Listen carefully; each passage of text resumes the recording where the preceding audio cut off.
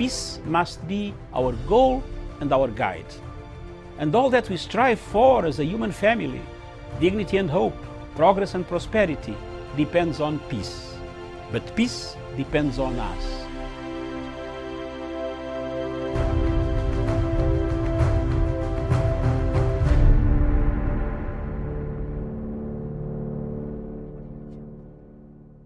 Response Committee on Coronavirus. This is our 74th day in coronavirus response and our 68th brief.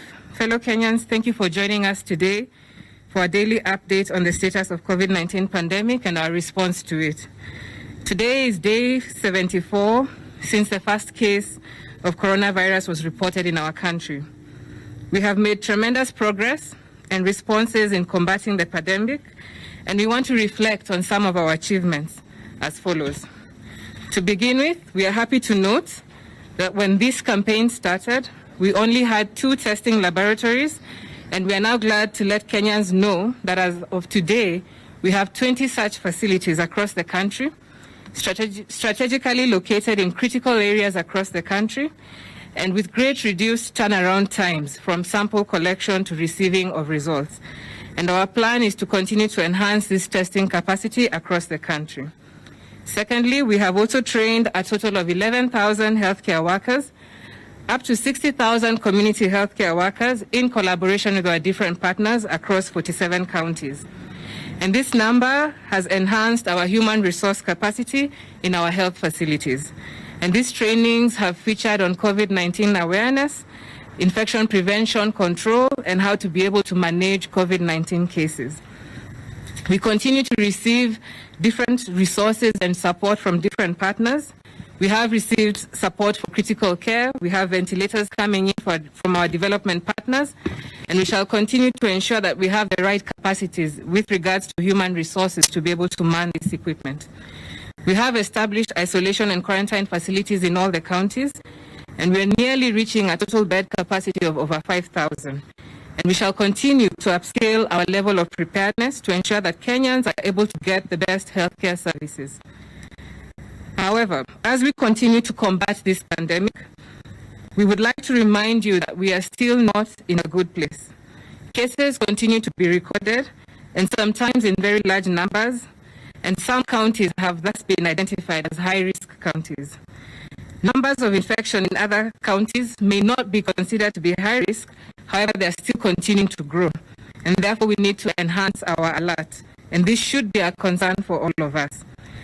The containment measures that we have repeatedly mentioned, and again we shall emphasize today, include hand washing with soap, maintaining of social and physical distance, proper wearing of masks when in public spaces, and to stay at home when possible. Additional measures have been given over time, including the national curfew, cessation of movement in and out of Nairobi, Mombasa, Mandera, Kilifi, Kwale counties, restriction of movements in high cluster areas like Isili and Old Town in Mombasa. And all these measures, we are all aware, fellow Kenyans, have made life not only uncomfortable, but also difficult. However, we do maintain that these measures are necessary for us to be able to effectively deal with this pandemic. And compliance with these measures has significantly contributed to what our COVID-19 curve looks like today. The situation could be different if we had not advocated and adhered to these measures. We would like to thank Kenyans in general for their support and patriotism in observing these measures, despite the inconvenience that they have had to endure. And I would like to urge each and every one of us to continue rendering support to this fight, because that is how we shall defeat this virus. With regard to our COVID-19 situation today, our infections are yet to stabilize. Today, we have 72 individuals testing positive for the virus from 2,711 samples tested. The cumulative caseload of positives in the country therefore stands at 1,286, while a total sample of samples tested so far stand at 61,971. Of the 72 individuals, 70 of the cases are Kenyans, whereas one is of Somali nationality and the other is Ugandan. Of the positive cases, 44 are male, whereas 28 are female. The age range is between 12 years to the youngest and 78 years for the oldest. The positive cases are spread across the following counties. In Nairobi, we have 52 cases. Mombasa, 11. Kiambu, 7. Isiolo, 1. Turkana, 1. And Turkana now becomes the latest county to record a case. And this brings to total the number of counties that have reported a COVID-19 case to 29. In terms of breakdown by sub-county, in Nairobi, the cases are distributed as follows. Lang'ata has 21 cases, Dagoretti North 15, Kamukunji and Kibra 4 cases each, Embakasi East 2, Kasarani 3, Dagoretti South 1, Makadara and Mathare 1 case each.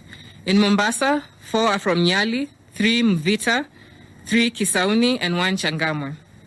The 7 cases in Kiambu are from Limuru 2, 1 case Githunguri, Kabete, Riro, Thika, and Kikuyu all have 1 case. And 1 case from Isiolo has been identified, and that case is in mandatory quarantine, whereas in Turkana we have 1 case from Kakuma. Today we are happy to inform you that we've discharged another 9 patients who've recovered from the disease, bringing a total of recoveries to 402. And we continue to sincerely be indebted and to thank our healthcare workers for their continued dedication and hard work in ensuring the full recovery of these individuals. However, on a sad note, we now have a total fatality of 52. We lost 1 more patient to the disease, and we do condole with their families and friends and those who've lost their loved ones in this pandemic.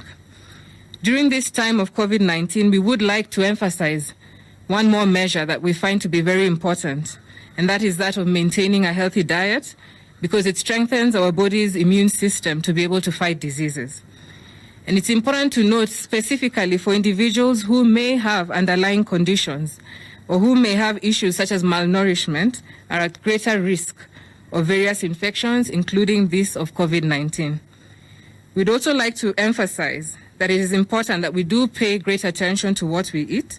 And in this regard, the Ministry of Health has developed several nutrition guidelines in response to COVID-19.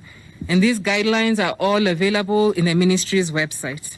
And the emphasis really, Kenyans, is to maintain a healthy diet, a balanced healthy diet, and to ensure also that you do put in place exercise. And we've noticed that these do go a long way in improving immunity and helping to fight against COVID-19. And finally, I would like to join all Africans across the continent who are celebrating Africa Day today, a day that has been set aside by the African Union to celebrate peace and prosperity in Africa. And this year's focus continues to be a joint effort through this continent to combat COVID-19. Thank you.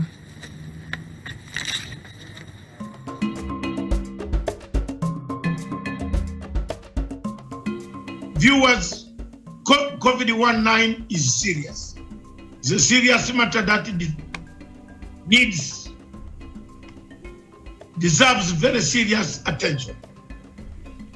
The washing of hands, the social distancing, the wearing of masks, all help in combating or preventing the disease. It is therefore very important for the people of Kenya to adhere to these principles, the 3 guidelines, or 4. If possible, when you have nothing to do in public, stay at home. Wear your mask if you want to come out in public. The figures that Kenya is getting are the figures that the government has worked so hard in tracking, locating contacts. And these are contacts. Kenya is still lucky that there's no reproduction in the communities yet. So let's stick where we are. Let's wear our masks. Let's wash our hands. Let's social distance. Let's listen to government directives, guidelines.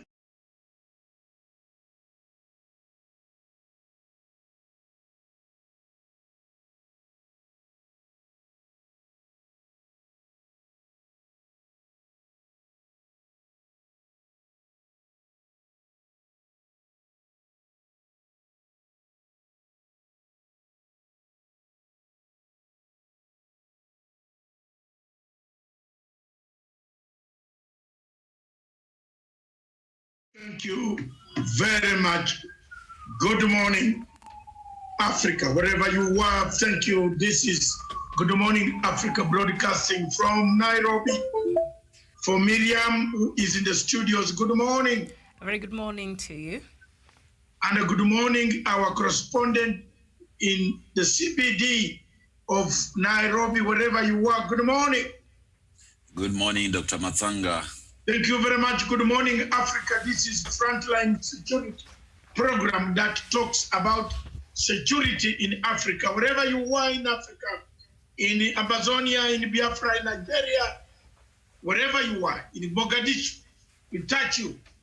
We see many of you are using food as a weapon, denying the civilians the food, the right. Some of you are trying to poison the food. So it is a security, it becomes a national security matter for any country, wherever you are watching from. Whether you are watching from Sudan, South Sudan, Khartoum, Mogadishu, Addis Ababa, it is a national security matter. But we shall today pick up a security issue, two issues on this security show. Let's dispense the first one. The first one that we see, which is creating a lot of havoc, is the question of the food in Kenya. Food is a very important element that can land you in very big international law gardens. Let's say you go there for a holiday, because people who are in the Hague enjoy a lot of badminton, football,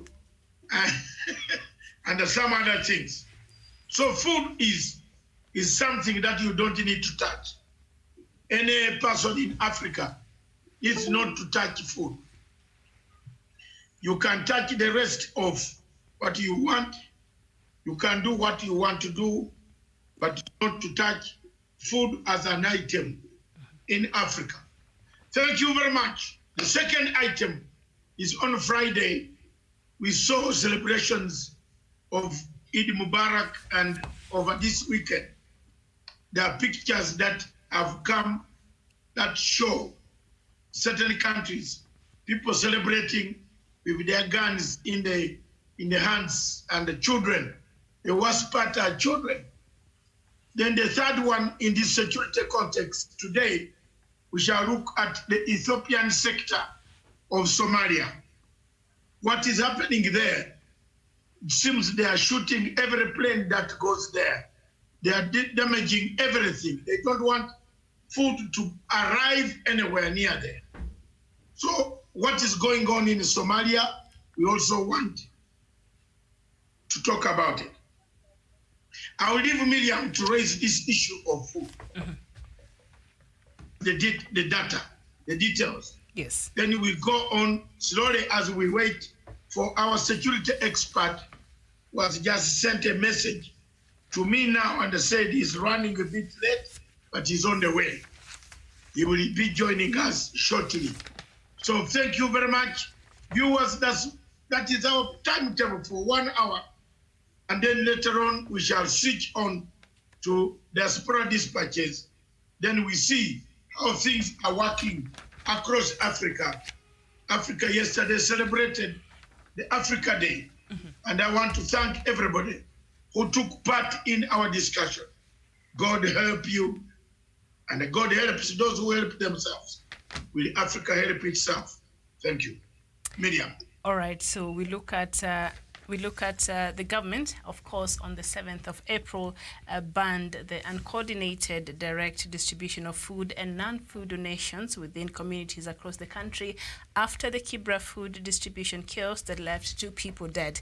In a statement sent to the media houses on the 7th of April, Interior Cabinet Secretary Fred Matiang'i directed any donors and well-wishers who would like to contribute to the coronavirus response actions to channel to coordinate their contributions through the Kenya COVID-19 emergency response fund. So the government came out and made this very clear. And so now let's come to our latest. And after some incidents were reported from Kikuyu where some food had been distributed, and it is said now that the food in question, caused 12 hospitalized in Kiambu after eating the DP Ruto branded food. Now, Kiambu Governor James Nyoro, I'm reading from the Star newspaper on page 3.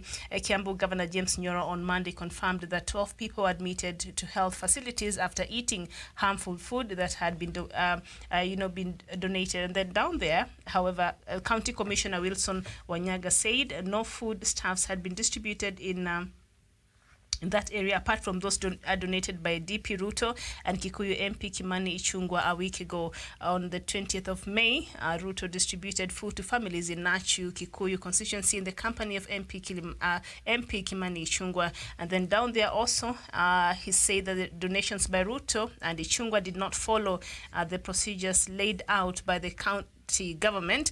We call upon the people not to accept foodstuffs that have not been passed through the county contributions channels, since their sources may not be known very well. And also, Ichung'wah, however, linked the poisonous food to politics. So we see here a government on April came out and said one thing, and now we see something else happening, contrary to the directive that have been given to the government. First of all, Doctor, the introduction there was very perfect. You said food is something, you don't play with food. It can be the source of good health and nourishment, and it can also be a source of death if not properly handled, especially if you do not know the source clearly. So there is clearly a reason why the government put this directive. If you want to bring your donations, which is very much welcome at this time, a lot of Kenyans need that help. But there is a proper channel. So what formed the basis of government insisting on following the proper channels for any Kenyan who wants to come out there to distribute the food?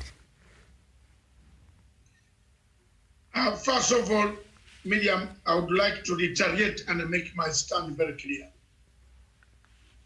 that whatever circumstances under which one operates, distribution of food and distribution of services, whether you are deputy president, whether you are president, now there is a committee to avoid this future confusion.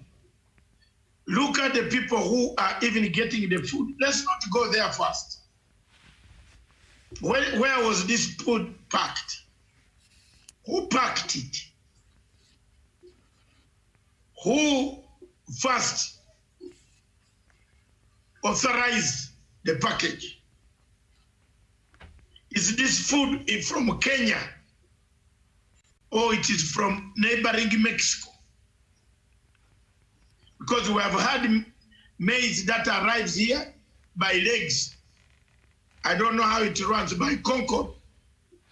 Was it waiting somewhere? If it is waiting, is it expired? It could be expired food, expired date of expiry. Each item must have a tag of Kenya Bureau of Standards.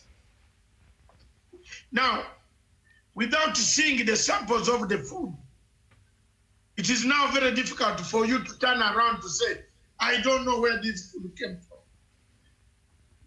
You have already given it out. The government person on the ground says he has never seen any other vehicle apart from that one that gave out food. So there is a very big play, a game here. To go and get photocopy my, pictures, photoshops, and plant somebody's Land Rover or Range Rover because you know his number. How many people don't know the numbers of these MPs, the cars? Someone can plant my number somewhere, Photoshop, because it has been found out that that food is not very good. How are we going to cover it away? So whoever did this is running away from the law, not making anything good for the law. Whoever did this Because now the DP cannot say, I did not get the food. I don't give out the food. The government security agencies say it's the one who came with a lorry with orange bags and they gave out the food. And that's so far the food they only know. Any other food, whatever, you can't stop also after giving your food. You can't stop people from buying other food. They could come to Nairobi and buy food. So those people alone who are in hospital, when they, when they become well, recover, they're the only ones who can tell us the truth. Thank you. All right. And I don't know, Daniel, what do you say to that? I think the move by the Deputy President and his allies to take in their own authority to distribute food was in great contravention with the law. And the government, through the Ministry of Interior, gave out very, very clear guidelines on how we are supposed to do that.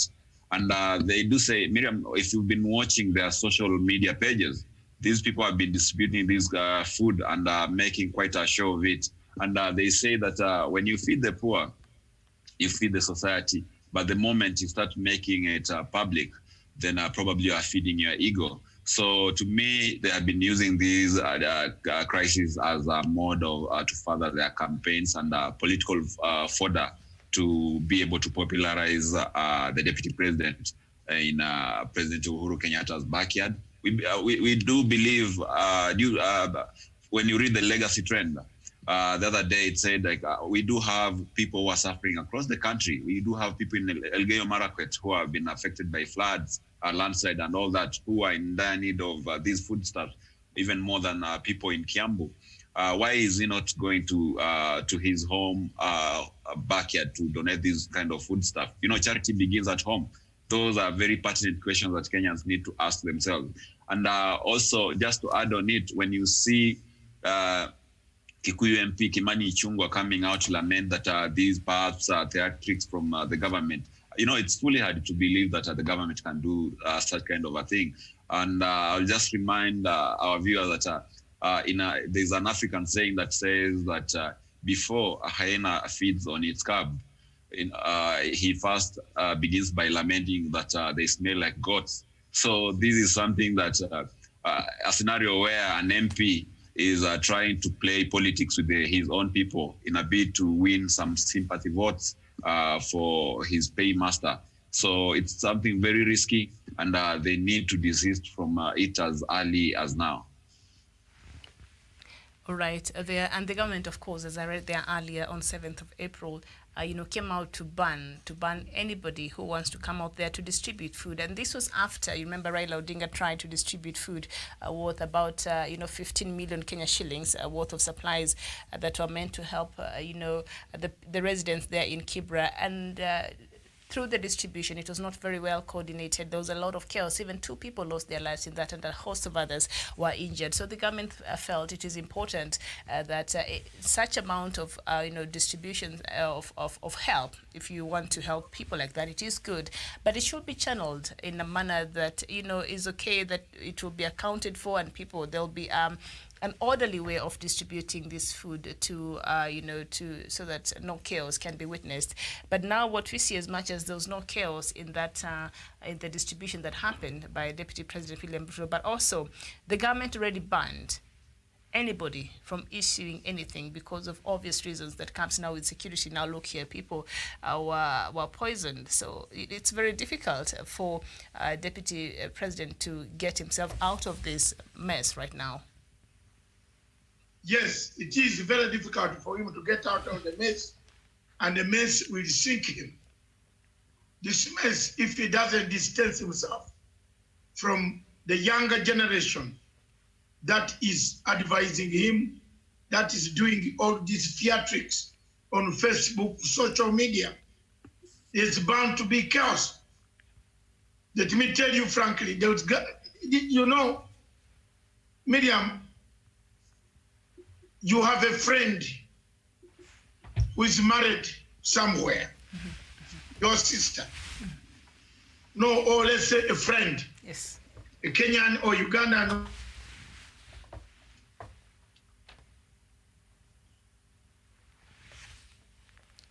right. We seem to be having a problem there with the signal there, Doctor. I don't know if you can hear me. All right, we seem to be having a problem there with the Dr. Matsanga's signal, but he was trying to explain something. So today we are looking at the usage of food as a political tool, and that could harm a national security, because right now a host of other issues are now will emerge from this, because as I said there earlier, the government banned anybody from distributing food without following the proper channels. And we see here the County Commissioner of Kiambu came out and said, according to this story on page 3 of the Star newspaper, he said the food in question did not come from, this is Imani Chungwa, who said did not come from DP's foundation. And Mugonyi said the foundation had been delivering relief packages through formal and known networks such as churches and mosques. And with the participation of local leaders to ensure tracking and tracing, he said the food in question was suddenly thrown to residents from a moving vehicle with fake branding. And now, however, the County Commissioner Wilson Wanyanga said no food stuffs have been distributed in Nachu area apart from those donated by Ruto and Kikuyu MP Kimani Ichung'wah a week ago. Awe Songa, we see there a contradiction, because the people who are responsible for distributing this food, DP's office, they're saying one thing, but the county commissioner who this food should have been channeled through is also saying another thing. So what is what, or which is which? Yes, I believe the county commissioner speaks on behalf of the government. And you remember the government put out very, very clear guidelines on how this distribution should be done. So first of all, Kimani Ichung'wah and the deputy president were in great contravention of those laws that were put up by the government. Secondly, telling us that they use the churches, the community leaders, those are channels that cannot be verified. So it brings in a lot of loopholes where mischievous happenings can take place, like just what happened. So I think Kimani Ichung'wah and the deputy president really have to take the burden of blame of their actions and really own up, and they need to genuinely apologize to the people of Kikuyu, the 12 families that had their members hospitalized. So that is my perspective on that, because we cannot, no one is above the law. We are all governed by the rule of law, and no one should feel above the law in that they can breach laws that have been put aside by the government in their modus operandi. So that is what it is, and they need not to apportion blame right now, but to apologize, genuinely apologize to the people of Kikuyu. All right, thank you so much. As we wait for the connection back with the signal there from Doctor, which was a bit affected there, but we are working to have him back on. We see, I don't know why, perhaps you would help me understand if you can, the use of food as a tool. Are we seeing food here being used as a tool? Because we know hungry people can do anything, to make sure that their bellies are full. So are we seeing now politicians trying to take advantage of this and leverage, especially from this crisis we have now of COVID-19, and bring in the food? And I think that is what the government is trying to control, because you don't know. It could be food, but also there's also another matter there that they could be trying to work out. So what, in line with the national security and perhaps, I don't know, with the laid procedures that obviously were contravened, food and national security. Yes.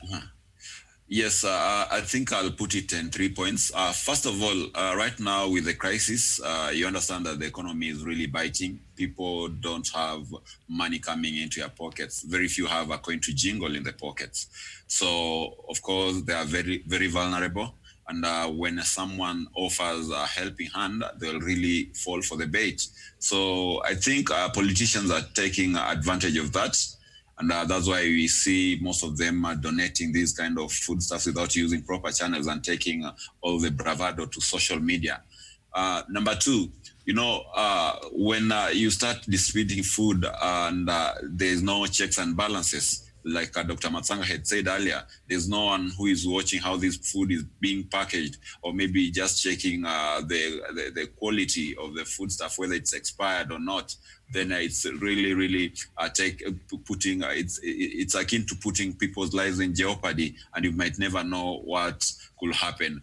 And my third and last point is what you try to bring out. In politics, I'll take an anecdote from Joseph Stalin, who was a communist leader, party leader in Russia before Putin.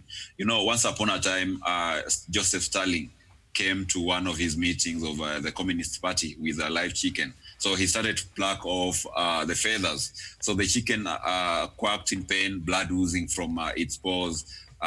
It gave out a very heartbreaking cries. But Stalin nonetheless continued to pluck off the feathers. So after he had done this without uttermost remorse, he threw the chicken on the floor, and from his pockets he started to sprinkle some feed at the poor creature. And what happened is what many people will do. The chicken started eating the cereal that Stalin was throwing at it. And slowly it started following him again, quite fast forgetting that this is the same man who had brutally plucked off its feathers with blood oozing from its paws.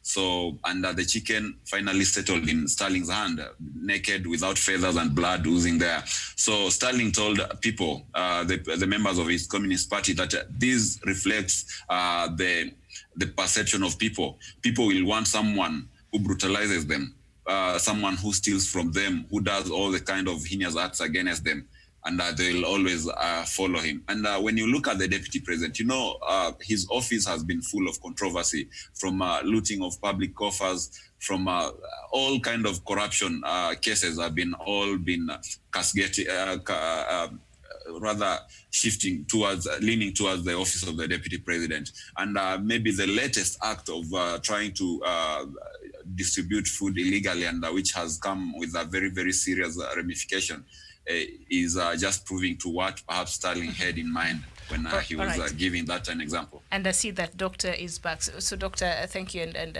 we apologize for that. We had a problem with the signaling there where we are connecting with the Doctor. So just on the question of, Daniel was responding to the question, and Doctor, perhaps I'd like to hear your thoughts on this. Is food being used as a tool, and also is food being used as a weapon? Because we've seen some demonstrations happening there in the morning. So two parts, Doctor. Is the food being used now as a tool to advance other interests that we might not really be aware of? I don't know. Yes.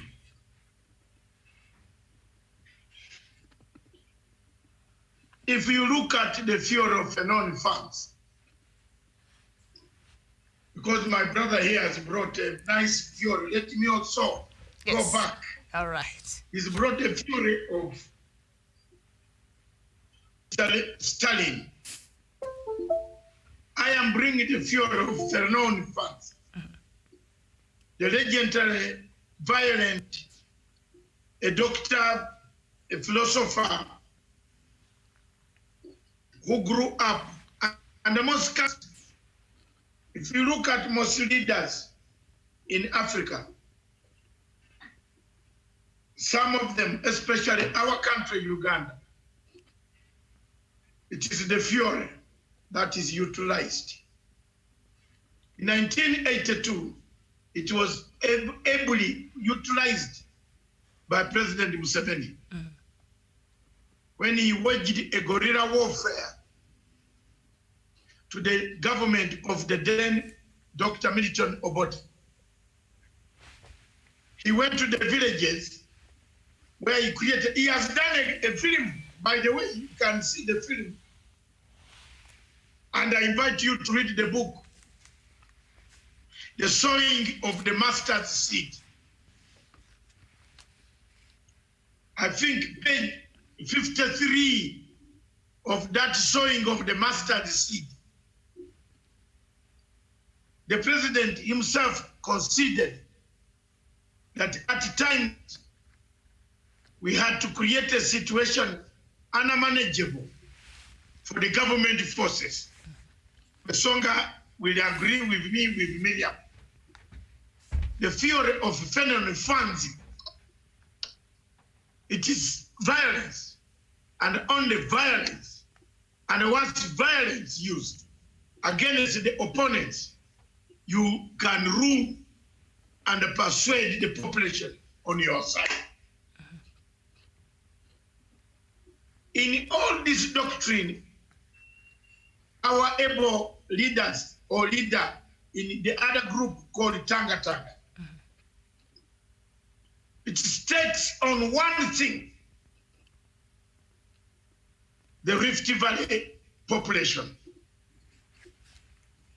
that has been held, everybody from that region, even the elders of that region,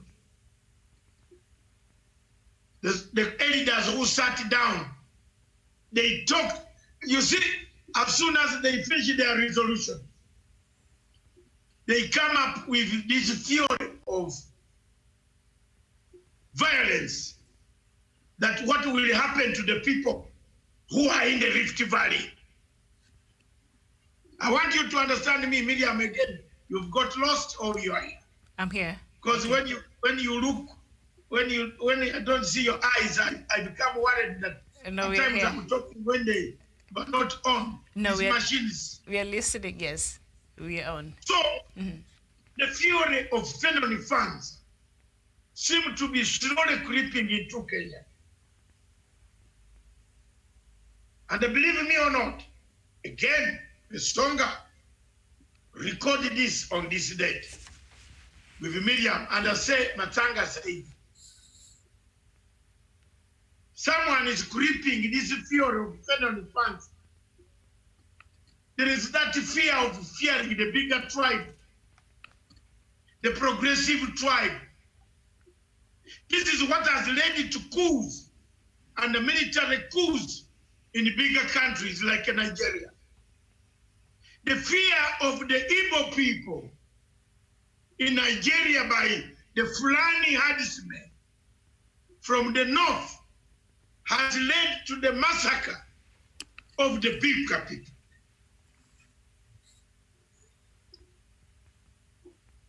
Go and read. Let's talk here. I don't want to dance like a Tory, but let's talk it.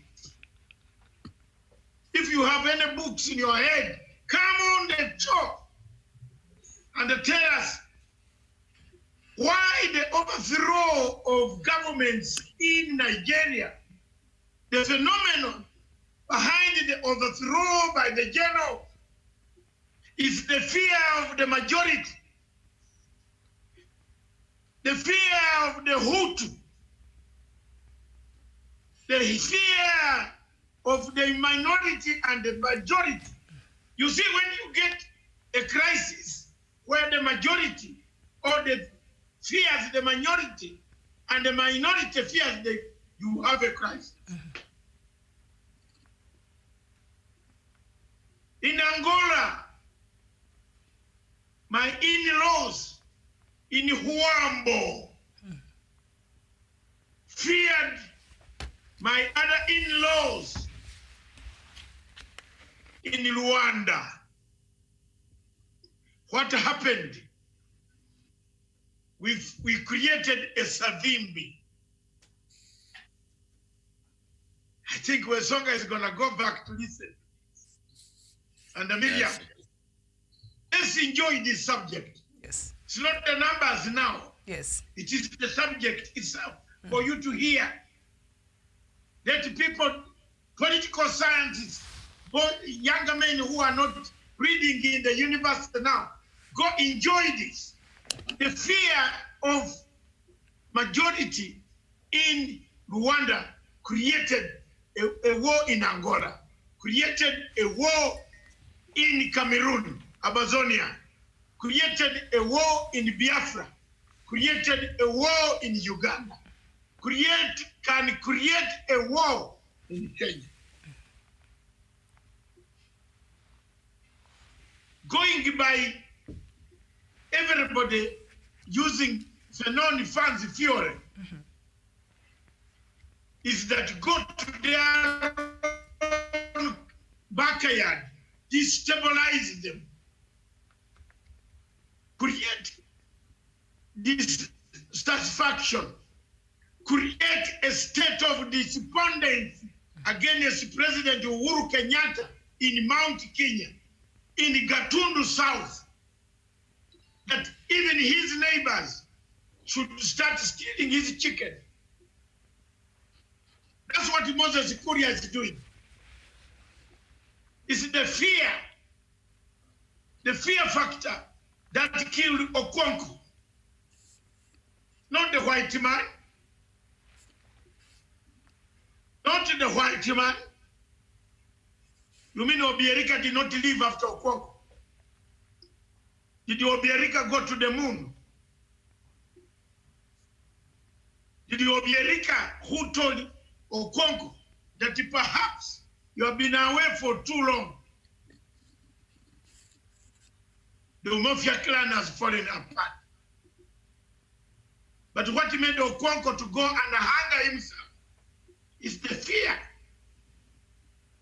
The fear of his actions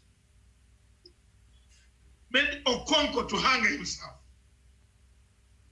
And Okonkwo died, created an abomination to the clan of the Mafia people. Never have they seen a huge guy committing suicide, which was an abomination to the entire Mafia clan. That Mafia clan has magnified itself into the current Igbo land that you see molested up to today. The fear. So Fenoni funds, theory is creeping in Kenya. And it is using all methods. They sit down, they said this week, they start distributing food all over. They go and distribute food. Channeled with Machiavellian politics. That let's steal from the Roman Empire. Let's go and steal the equipment. Let's ask the Pope to give us money. Have you seen where we are, Mr. William? Are you picking it? This is a Machiavellian leader who thinks, what can I do to disorganize the state, the emperor of Sicily? The emperor in this case is Kenyatta. What can we do to provoke the president? Let's go and distribute food in green, in orange clothes like prisoners in the United States. You know that uniform is for prisoners in Guantanamo Bay. Yeah, Guantanamo Bay. Yeah, you know, hey, Jamin. The orange jumpsuit. But I don't want to discuss the color because orange, I don't know why orange, but yeah, you know, it's interesting. But doctor, is our politicians using the food as a weapon? I was bringing you there some nicely to deliver you near Jerusalem. Yes. All right. Go on. It is the food that is buying them popularity. They have caught the people where it matters most. And the government might not be fulfilling the needs of the population. Therefore, how do you stifle the public? How do you get a discontent, Miriam? You get a discontent from the masses by telling them, you see, I care more about you, but your president doesn't care about you. your man, why? Otherwise, can you explain to me why His Excellency does not distribute food in Eldoret North? Or Marakwet, I think people there need that food. No, let's go slowly. Yes. Divide Can and rule. President Uhuru Kenyatta, as a head of state, without the mandate of the deputy president, It will not be, accompanied it will by be the chief? disrespectful. It will be very disrespectful, yes. If should he It will- do that, yes. Let's talk the truth. Let's educate the people the truth. Let them hate us. Let them hate Matanga for speaking out. But the truth is this. Can you go and distribute food in Eldoret North constituency, where the deputy was born, That would be, and the raised, and stay there, get a lorry and stay. They would arrest you in 5 minutes. He will order people to arrest you. Himself. But imagine, this is the head of state. And his own deputy comes to his backyard. It's the same behavior that has been happening to the president when they are to them when they are talking about insulting the president in front of the deputy, and the deputy is laughing, enjoying the show.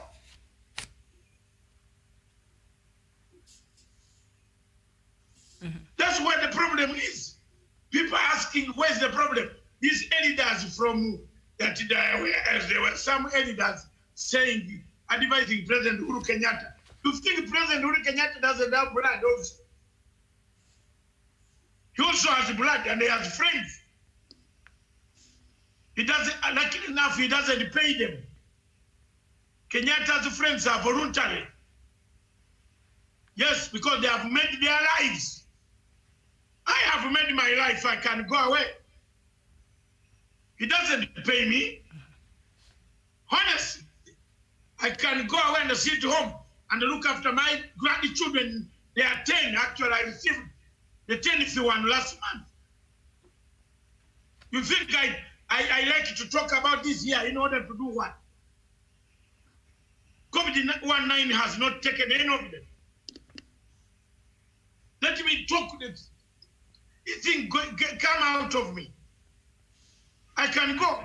But the truth is that if we allow this behavior in Africa, the violence fury of Fenon funds coupled with Stalin, the Stalin operations are the ones dismembering Kenya political and the Jubilee Party. Someone is a Stalinist, someone is a Fenon fundist. He wants a Fenon fancy theory to work in Kenya, that you hold certain tribes on ransom, hostage, that if you don't vote me, you will be wiped out. That politics has to stop. It touches national security. Therefore, if we are discussing national security, don't tell me that we should keep quiet. We are not only discussing Kenya. Let's look abroad. National security. What brought chaos in Somalia? The bigger clans versus the smaller clans. Is there peace in Somalia? Is there peace in Somalia? I'm giving you the fear of violence. People ganged out against Siad Barre. Because there was devolution, they thought those people in Jubaland were eating more. They ganged out and overthrew Siad Barre. Where is the peace in Mogadishu?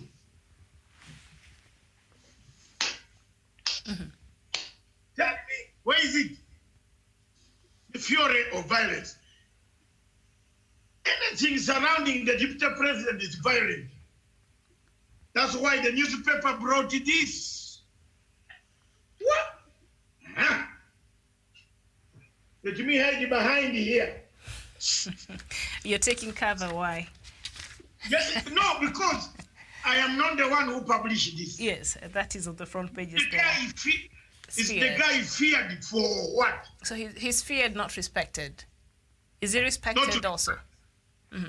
therefore, concludes, was federal funds feared or respected, despite the fact that he helped Algerians to fight a battle against, he died a pauper. Am I wrong? Am I wrong, Mr. Dictionary down here? Not really, Doctor. I strongly actually. Fans died mysteriously, very poor, because of the violence. If you go to Dar es Salaam University, in their archives, if you're a researcher like Matanga, Miriam, pick out the students who wrote the theories on federal funds. One of the most outstanding students who wrote a theory on federal funds is a leader of an African country. He used it very fully. And I guess your guess is your blouse today. Because that color tells you who the leader is. My color is red. Therefore, you can go back to the color in Uganda, which is the ruling party. His Excellency, President Museveni, wrote a very good thesis on federal funds.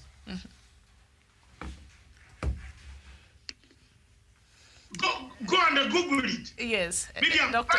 punch it there. It is there. Yes. And my blazer. The helicopter man has arrived. I can see. My blazer But is punch it there. Hey, people, hi. Hello. Hi, Hi, helicopter man. The assistant to the general has arrived late, but I'm here. Don't worry. We shall. It is better never than late. Yes. It is better late than never. Okay, karibu sana. I said it's better never than late. All right. So we are looking. Yes, Miriam. Yeah, so Miriam. I'd like to bring our guest on board so that perhaps he can understand Before you bring in the Yes. guest, let him pick from this one, Miriam. Yes. It is going to be Wakamoto. He's a man who has started strategy. I am a man who has started implementation of strategy. So my implementation of strategy is that food in Africa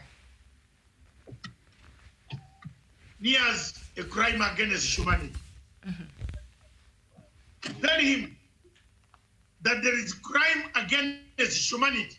Once you distribute food, deny others, poison it, you are going against the Roman statute, and you will be called for crime against humanity. In Yugoslavia, Milosevic used food, denied Bosnians food, Croatians food. They were as small as this stick. This stick, a human being looked like a stick. And they paraded them to the international scene. And they thought he was doing a very good job. While Milosevic, he died like Okonkwo, committed suicide in a court. Let me tell you, people who use violence are going to commit suicide very soon. Very soon. Because there is no Kenyan who is going to allow any more violence here. That's my submission. That any usage of food touches national security. You cannot distribute your mushrooms from your garden to the public without measurement from the Bureau of Standards. I don't know what Mr. Major Bijiwe distributes, but let him tell the public what he has been distributing. behind the scenes. And perhaps So- we just fill him in on the topic of the day, a retired major, if you can hear me. Today we are looking at the usage of food as a political tool that could harm national security, and we saw what happened yesterday after Deputy President William Ruto distributed food, and now there has been claims that people, some of them ate this food, and now at least 20 people have taken ill after consuming that food there. So this goes against the directive that has been issued in April by the government in order to ensure that this food, whoever who wants to distribute, gives it to the proper channels so that it is distributed. But we've seen a Deputy President over and over going against some of these measures that the government has put in place, the same government that he is in, and so he contravenes all these measures all the time. So this uncoordinated distribution of food, what can it do to the security of this country? A retired Major Mbinjio, if you can hear me. Thank you. I appreciate it, and I'm sorry I logged in a little late. However, Deputy President William Samoei Arap Ruto is spreading a bed that we will graciously allow him to lie on. And the day we allow him to lie on his bed, he should not complain and say that the system or anyone is unfair to him. The guidelines on how to offer food or any other kind of assistance to people during this COVID-19 pandemic season were given clearly by the Ministry of Health. And they stated clearly that the committee that has been appointed by His Excellency the President, which is the COVID-19 Response Committee, is the one in charge of receiving such donations and channeling them where they are needed. How did the Deputy President of the Republic of Kenya determine that the people in Kikuyu constituency were more needy than the people in Kibera slums? How did he determine that the people in Kikuyu constituency were more needy than the people who have now been displaced in Kariobangi, or the people in Korogosho, or the people in Mukuru Kwanjenga? What the Deputy President was doing was purely political. He was delving into a political statement. He was actually putting a finger in the face of the people of the Kikuyu nation and the Mount Kenya region that, look, all of you can go to hell. I have access to the Kikuyu nation by myself, and I don't need anyone's help. I don't need anyone's support. What he forgot is that the food was poisonous. The food had poison in it, whether intentionally or unknown to him. And now, as Dr. Matanga said, he has a case to answer. If my brother Kinoti from DCI has not summoned him this morning to write a statement, I remind Mr. Kinoti that he's very late. The summons needed to have landed in his office to come to this.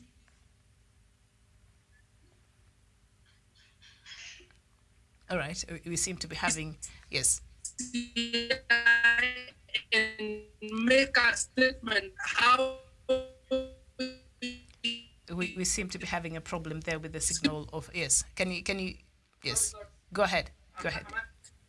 You're back, yes. The Deputy President delved into a political statement, and we will surely make sure he gets a consummate political response. That is what he was asking for. All right, so this bed, retired Major Bijiwe, you say the Deputy President has been making for himself and he shall lie on it. What kind of bed do you think he's been trying to make with his bold political statements? Thank you. It's a bed of rebellion. He has been very gracious at spreading it from head to toe. He's made sure that he has made it clear, except in his words, but by every deed. And the soldiers and his henchmen around him, they have made it clear to President Kenyatta that he doesn't give a damn about loyalty to the president, about loyalty to the system. You saw the young men who were removed from their positions in the Senate. They were putting their face their finger in the face of the president. Murkomen fell short of asking the president to retire. These are Deputy President's men. The only thing that has not come from Deputy President's mouth is an insult from his mouth to the president. but the deeds and the words of the people around him and his own personal deeds are rebellion, is spreading a bed for himself, and graciously is entering into slumberland, slowly, steadily, and surely. And we will let him lie on that bed that he has spread for himself. And of course, you've raised very pertinent, questions there, because and earlier on when we were having this conversation, Dr. Matsanga tried to bring an example and said you cannot, President Uhuru Kenyatta cannot today take whatever donation or start and go attend an event in, say, in Eldoret in the backyard of the DP without the knowledge of the DP, because that would be very disrespectful. Yes, because that would be very disrespectful, and so we've seen a DP not having a problem with doing the same thing. You know, because not taking too much time in response, the deputy president is showing everyone that I can do it by myself. The deputy president is marshalling an army called the Hustler Nation against his own definition of dynasty. Even though himself is a child and protege of a dynasty, he was raised, mentored, supported by President Moi. Absolutely. He's a product of what he calls, sorry? I'm saying absolutely he benefited from the dynasties that now he's seems to be having a problem with. One of the Range Rovers that belonged to President Moi was registered in his name. The day Moi got an accident, as such happened at the Motor Vehicle Central Registration Bureau, and it was in William Ruto's names. He's a child of the dynasty that he likes to pit an imaginary hustler nation against. What I'll tell Ruto and his people is, hustlers have never ruled any nation. I need to remind him that. Karl Marx calls them the lumpens. The lumpens and the peasantry and the... Can I come in here? They are called lumpen for years. Go ahead. They're called yes, what? Lumpen proletarians yes. cannot rule a nation.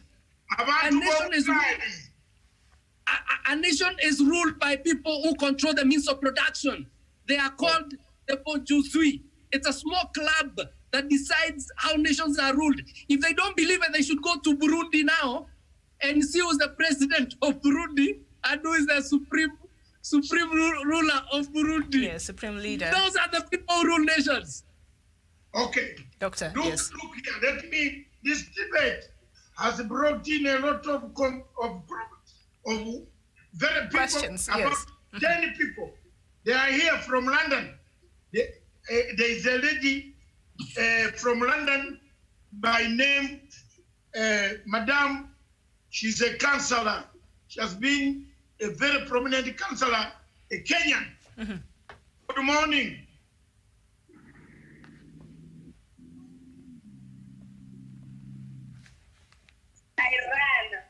Good morning. Good morning. First of all, wait. Hello. Good morning. Let me hand you over to the studio down. Introduce yourself. You say where you are. We are on the topic. Food is being used as a weapon, political weapon. Does it affect national security? Yes or no? Madam Makapira, Honorable Makapira, is a Kenyan. She has stood as a councillor several times on the Liberal Democratic Party in London.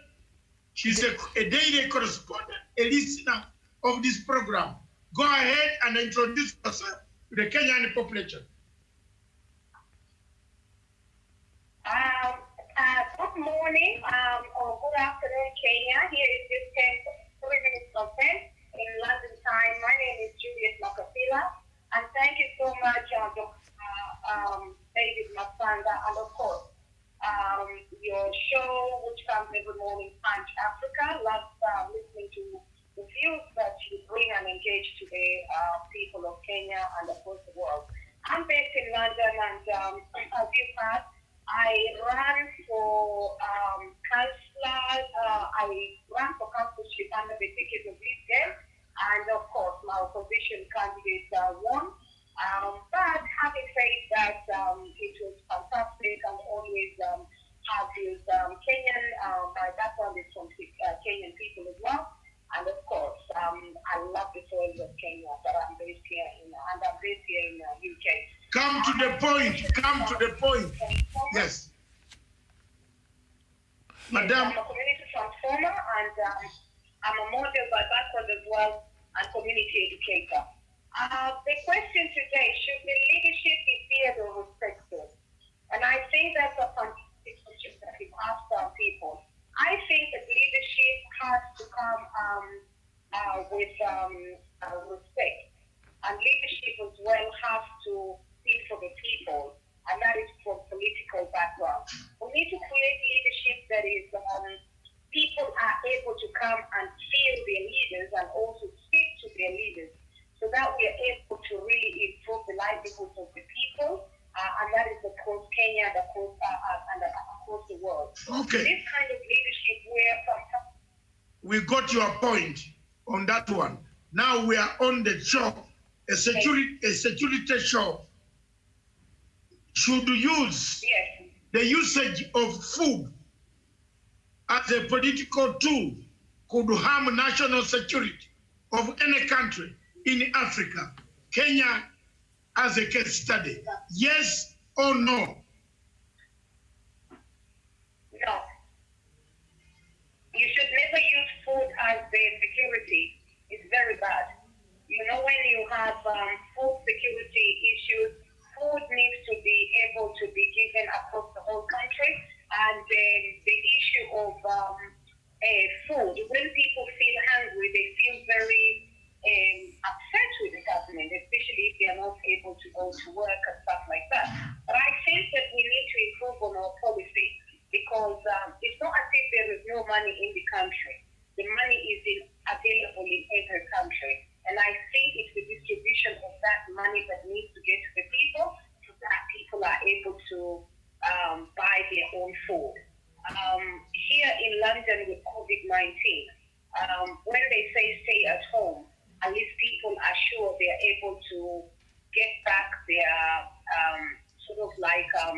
there is some mechanism which has been worked out even for employers, so that the employers are able to keep 80% to their and that expenses is covered by the government, so that the employers are able to then pay their staff or employ the staff. So I think that is the difference of what I see, and that means that there is reassurance in those homes as well. So you don't see a lot of people. Yeah.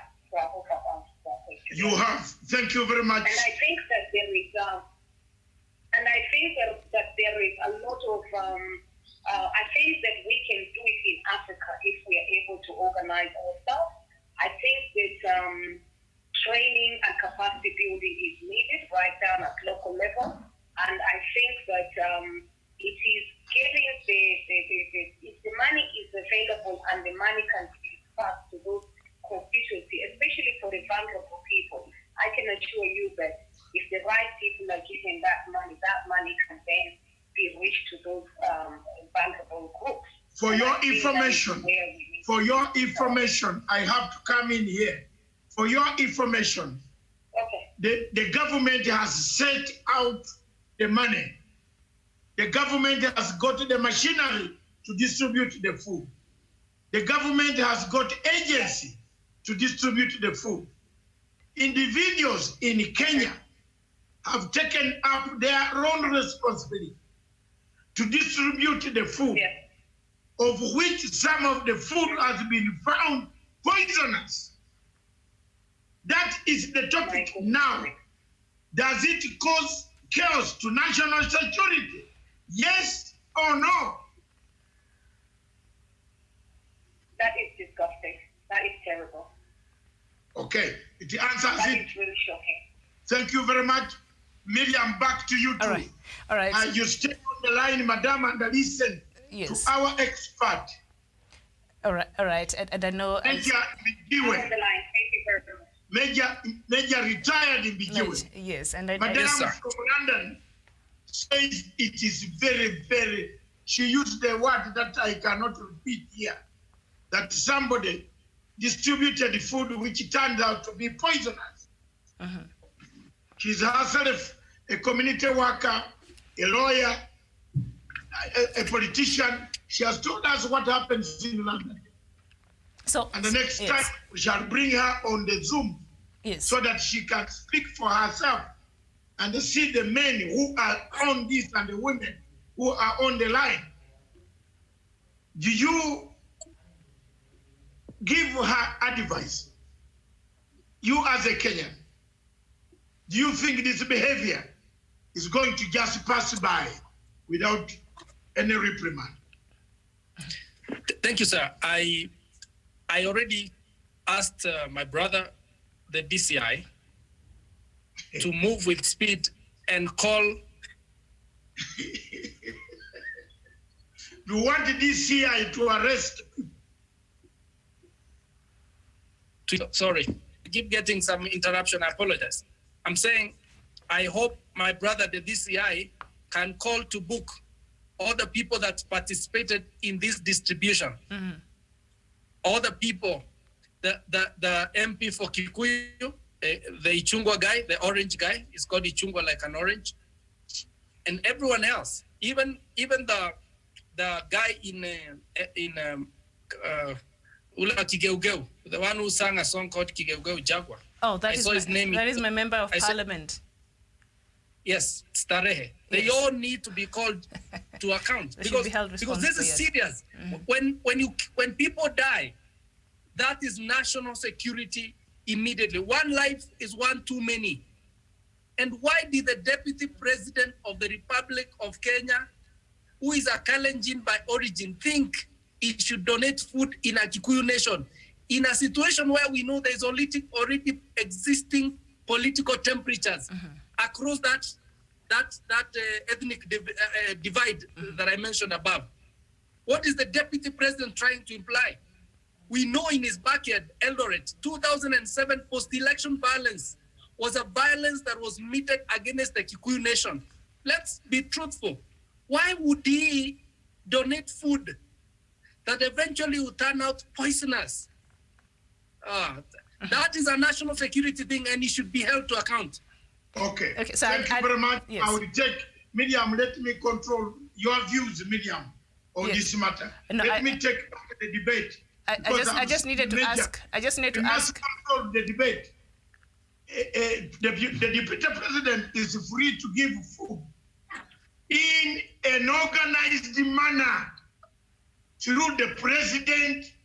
What the president as a presidency. He is free, whether he comes from Turkana on a tree or in the Lake Turkana in the ocean or near the lake. He has to organize himself, distribute food through the mechanisms of His Excellency President Uhuru Muigai Kenyatta, which has been set. There is a committee that has been set to put food, not to you to go and buy some market food from Mexico, which you have been keeping in your godowns in Mombasa, and then you go and deliver to people. You see how God is not very fair. Have you seen how God is fair and not very fair? This food must be some food that was kept in Mombasa. We must expand the investigations. You, my friend, you journalist, you must do your investigation. Yes, Dr. Matsa. This is the Mexico food. You remember when Kirinjuri, who is an associate of the deputy president, stole a lot of our food and hid some of it in the godown. You have forgotten that. And then when they said his maize here, they say it is already here from Mexico. You Kenyans forget easily. All right, and you have forgotten that. Yes. This maize came very fast from Mexico. So is this maize not the one which was here, which is making people have stomach pain and running in stomachs? It might be maize which is outdated. And don't keep quiet about this anybody who poisons any Kenyan, whether you are in Kiweleke, what is this group called? Kiweleke what? Whether you are in Kiweleke, whether you are in Tanga, Mr. President, take them down. Because they are committing a crime against humanity. Yes. That crime, if you keep quiet, Your Excellency, itapaka kwako. And that's the point. East or west, that is the situation which is here and which we are discussing, and we have no regrets for discussing. We had discussed the question of violence, that it is only violence, and violence alone, that once violence is used, you manage the people. Do you know who did that? Federal funds. But now we see a hungry people. Maybe not so, because I know there are other places in this country that are in dire need of that food that we saw being distributed there. But the government came out very clearly.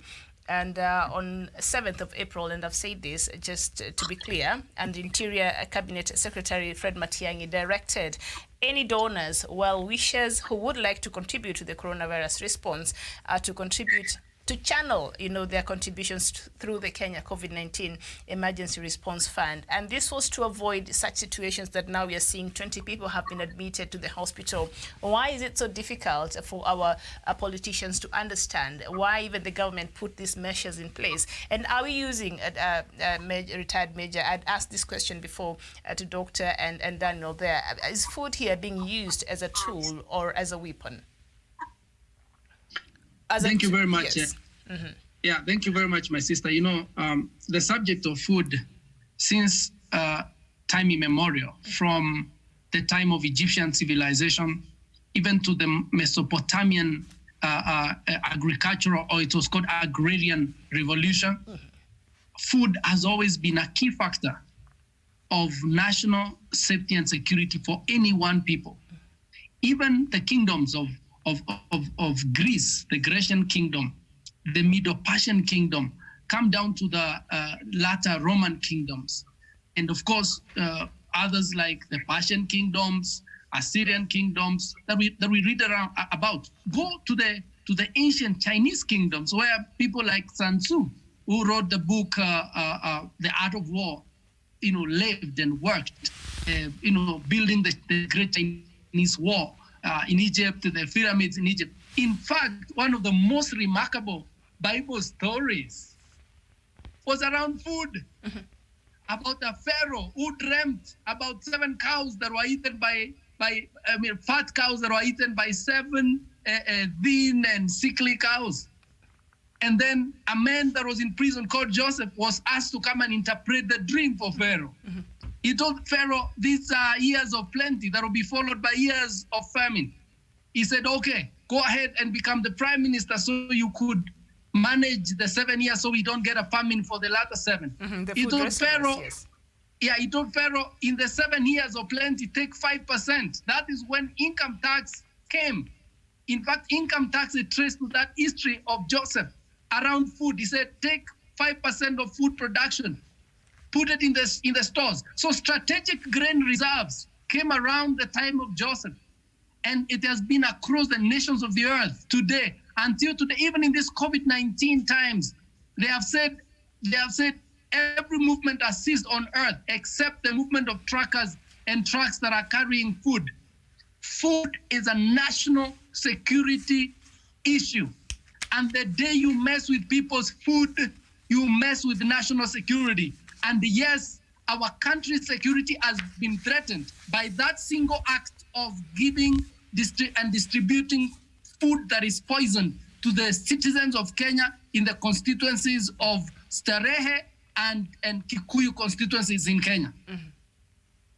Okay. So should from this incident, Doctor? Yes. Okay, sorry, Miriam. Yes. From this incident that now we are seeing, do we expect now that our politicians, especially DP, because even on Saturday I think he gave some some goats to, some Muslim clerics, which was commendable, but still did not follow the channels. So from this incident, are we expecting that perhaps our politicians will learn moving forward and perhaps try to do the right thing so that we avoid putting people's lives in danger?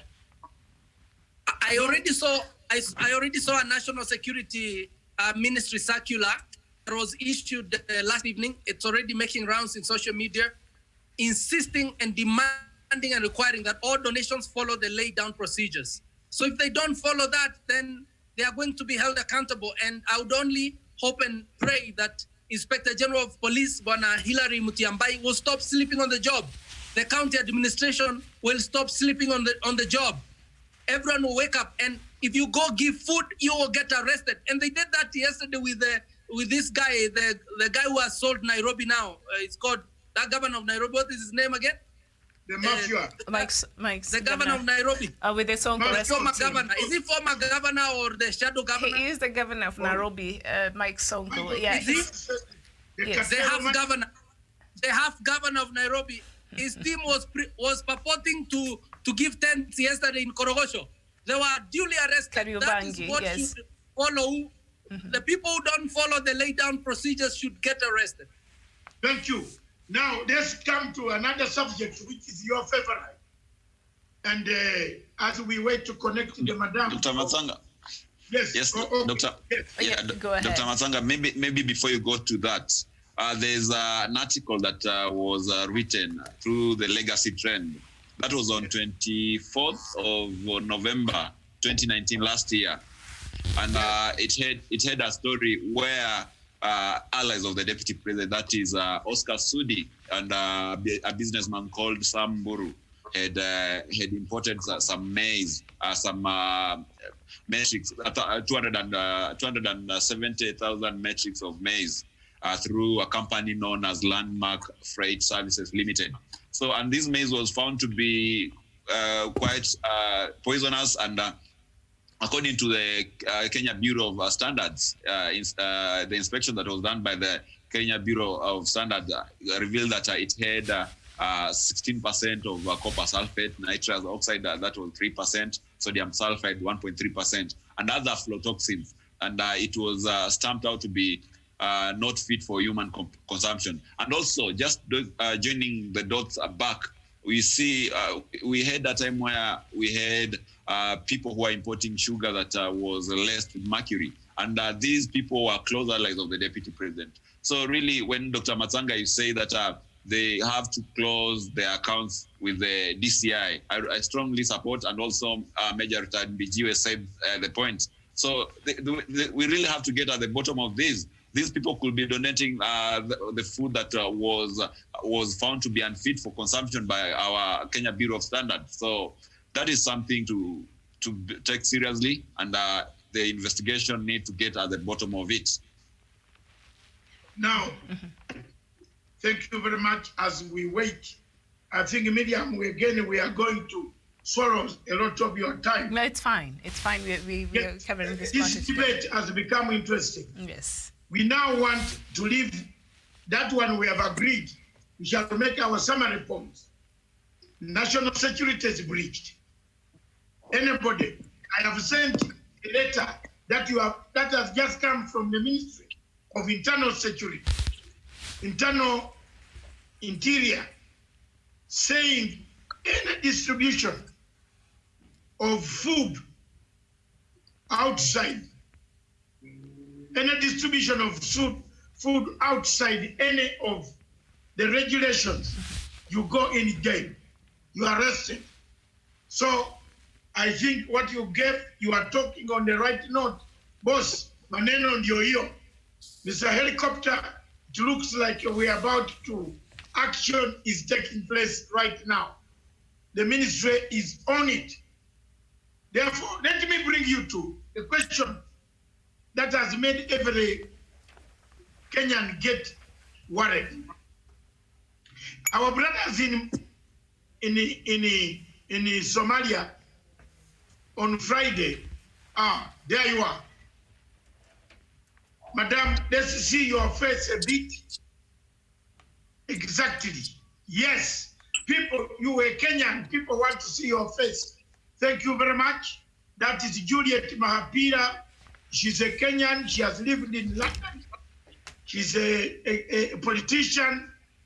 She does understand the politics of Kenya.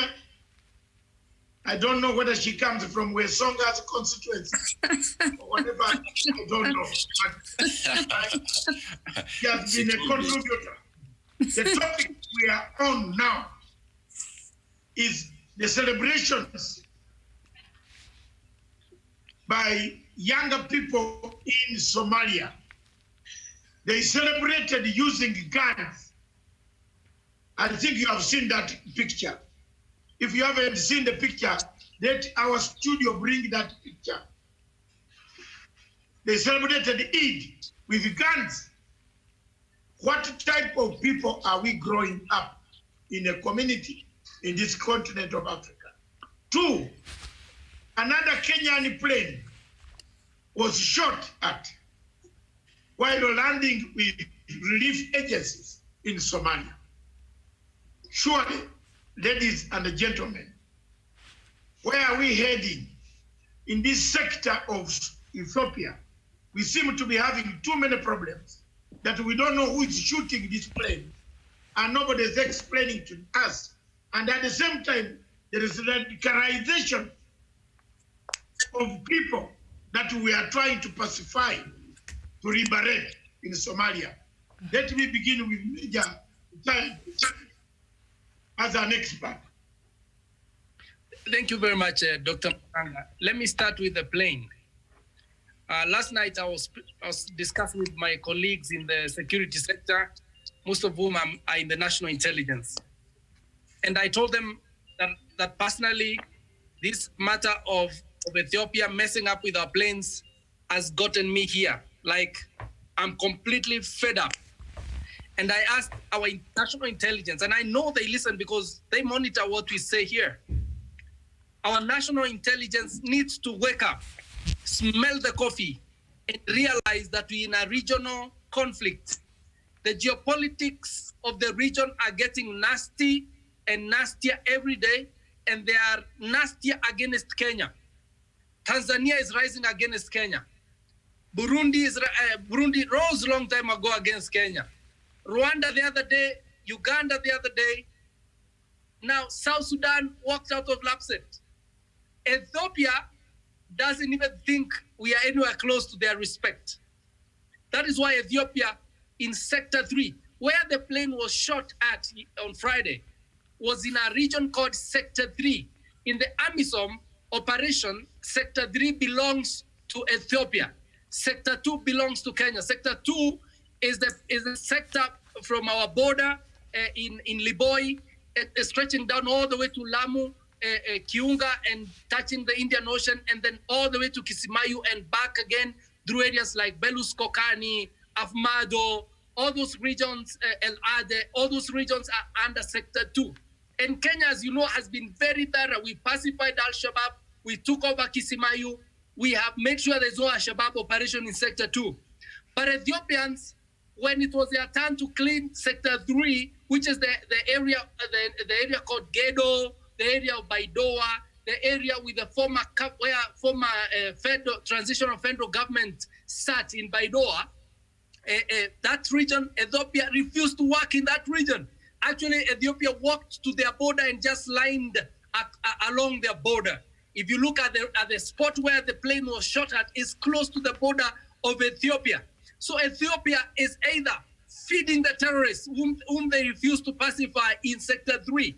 In fact, all the terrorists that ran from Sector 2 and the other sector Mogadishu and other sectors all ran into Sector 3. They have training bases in Sector 3. They launched the attacks against Kenya's Mandera from Sector 3. They cross from Gedo to Kenya, attack and go back to Gedo. And then Ethiopia will not allow Kenyan troops to go into Sector 3. Now Ethiopia is either funding them to bring down our planes, or Ethiopian military itself, like they did last time, is the one responsible for this. I told my colleagues in the National Intelligence yesterday and the Director of Military Intelligence, we are playing second fiddle and we do not need an hegemony. Kenya is an hegemony in the region, an hegemony that is playing weak. There is absolutely no respect in playing weak. Kenya must put its feet on the ground. Dr. Matsanga, except it was your help, Kenya had lost the maritime case, except for your intervention. I wish our national intelligence could send their students to Dr. Matsanga's School of Leadership. And I know that school is coming soon. They should come there and learn how to conduct geopolitical intelligence. We have another school intelligence of leadership. that is feeding our hegemony in the region. All right. My school is always open for Africa, and I don't charge fees. And that's why I'm on this television, making sure that I don't charge. But another school of leadership. Point. Yes. It was opened in Makerere, so I'm just reminding our viewers. Which school was open in Makerere? Never mind. How do you open a school in Makerere, which is one of the best institutions, when your exams were written for you? There was a guy from Kenya who took his money to Makerere. He didn't take care of leadership. Yes. Makerere University, if that building will ever take over, Makapira Juliet is here. We all studied in London. In London, you have your student number, isn't it, Juliet? You go to any university in London, you have a student number. Under that student number, your CV. They don't now look for you or write us pages. They say, what is your student number? Wow. Then you say 1, 2, 25. It brings out everything you studied. So, Kerala University you are talking about, we got that building for free. All right. That was just a by the way. Yeah. It looks like you Kenyans had a lot of money that you needed to contribute some to us. I guess we needed more leadership. I don't know, schools. Leadership college. Oh, I guess. But leadership college. Talk about leadership. Mm-hmm. Look, this. I am hiding again. This is the headline. Is this leadership, Mr. Madam Makapira? Let's have your say. Thank you. I don't think leadership is about being feared. And to me, leadership is about respect, about looking after people, and also improving livelihoods. And we need to also be aware of bad press. So I think that leadership sometimes, and it's also good to have opinionated leadership, because it does improve leadership as well. So I think that leadership has to have respect, and also leadership has to have accountability, and good accountability and transparency. And I think across Africa, time and time again, and even here, I won't say that it's perfect 100% in the West, but I think we can compare what kinds of suffering people feel they're suffering. So I think leadership needs to come with accountability, Dr. Matsanga. Okay, thank you very much. Miriam, the question of Ethiopia, which the general major retired has said, yes, is very clear. We are losing it out. You can't have children celebrating with their guys. So what type of country is this that we are liberating? What country is this? Hey, let me get Daniel. What country is this? Yeah, I think retired Major Mbijue has been very categorical, and that is a position that we've been holding even in the previous discussions, that Kenya needs to put its feet on ground and really categorically show its leadership, and very, very firm leadership when it comes to how Ethiopia has been treating our sovereignty. So it's a matter of urgency, and I think this is the time the government of Kenya, through its relevant agencies, need to act on that, on these mischievous encounters that we are having with the Ethiopian military in Somalia? I think.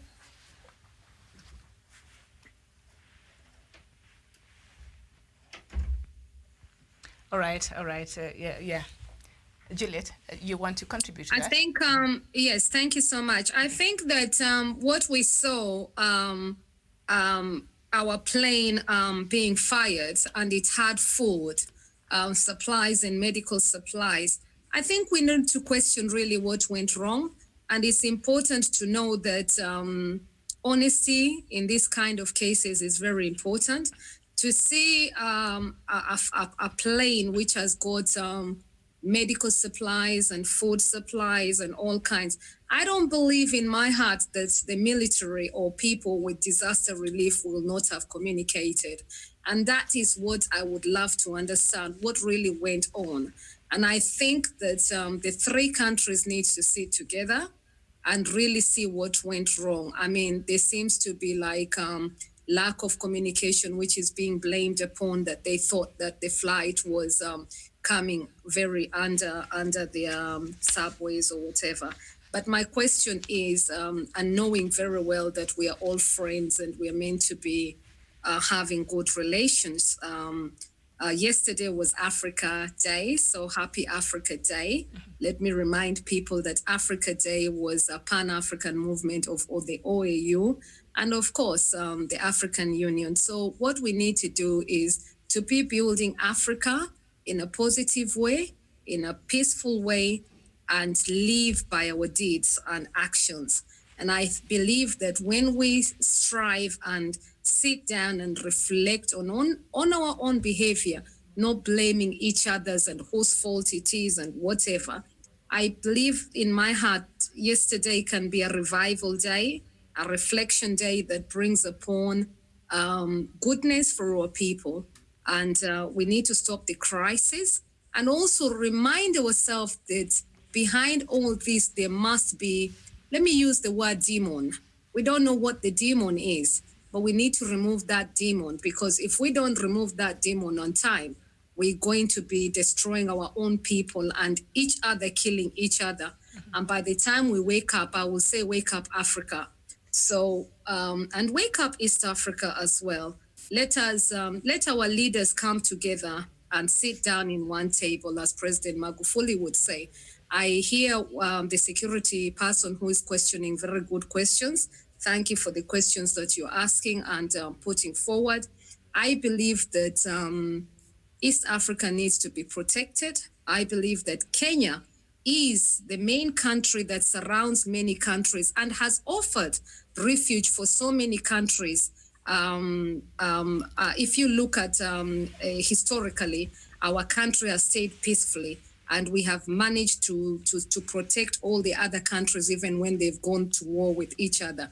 So I believe the people of Kenya are peaceful, and I thank the people of Kenya for being peaceful. And I think that now we need to really understand when we are being attacked from all sectors. And I think that that is where Dr. Matsanga is also saying no to such to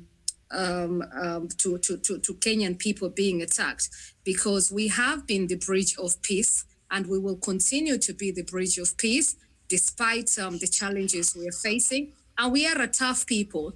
Let nobody make no mistake that Kenya has not got tough people. Peaceful people always are tough.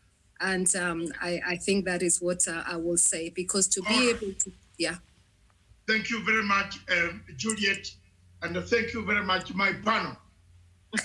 I want you to touch one last thing. You are all, 4 of us on this panel are parents. Sorry, I missed that. It was... we are parents. Yes. 4 of us on the panel are parents. Mr. Daniel has not told me yet, but I believe he's a parent. Yeah. When you saw the scene in Mogadishu, yeah, of younger boys and girls celebrating their Eid with guns in their hands. Doctor, What they were toy guns. They're not real guns. Oh, toy guns. Yes. No, but it's okay. Toy guns. Yes. Thank you, Miriam. Yes. What ran in your mind? First of all, I had a friend, I'll not mention name, who was Somali years back. And one of the things I learned that this lady was trained to be an army officer at the age of 12. And this is years back. And that took me by surprise, I must say, because I felt that I needed to know more, her history.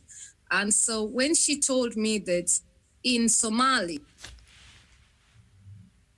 all the issues that are happening in their country, you've got to remember that Somali has had war for many, many years, and they live with fear and stuff like that. So when she told me that story, I was left with tears to think that she was 10 years old, 11 years old, 12 years old, a young girl who stays and is living with fear. I think that is shocking. So that is the story when she told me that, and she's my friend here in UK, and she told me that is how she grew up. And that brings the context of how should we be safeguarding children, not just in Somali, but across the whole world. And so when I see children in any country for that matter, feeling fearful that they must be holding a gun to protect themselves, that leaves us a big question. And is that speaking volume? And I think that is the key question. So I think that whenever I see people or the children suggesting that, you know, I'm armored, because that's the representation of what it really means, because that place is at war. So the question is, why are we at war with one another? Why is children feeling so much afraid that they have to tell the terrorists that we are not going to allow you to be killing each other, or, you know, and when you really look at it, it is tribal war. So the question is, why should two tribes be at war with each other? And I think that we need to re-educate our people. Thank you so much to the Kenyan people and to every single person who has reached out to the Somali community so that we show love, that this should not be the case.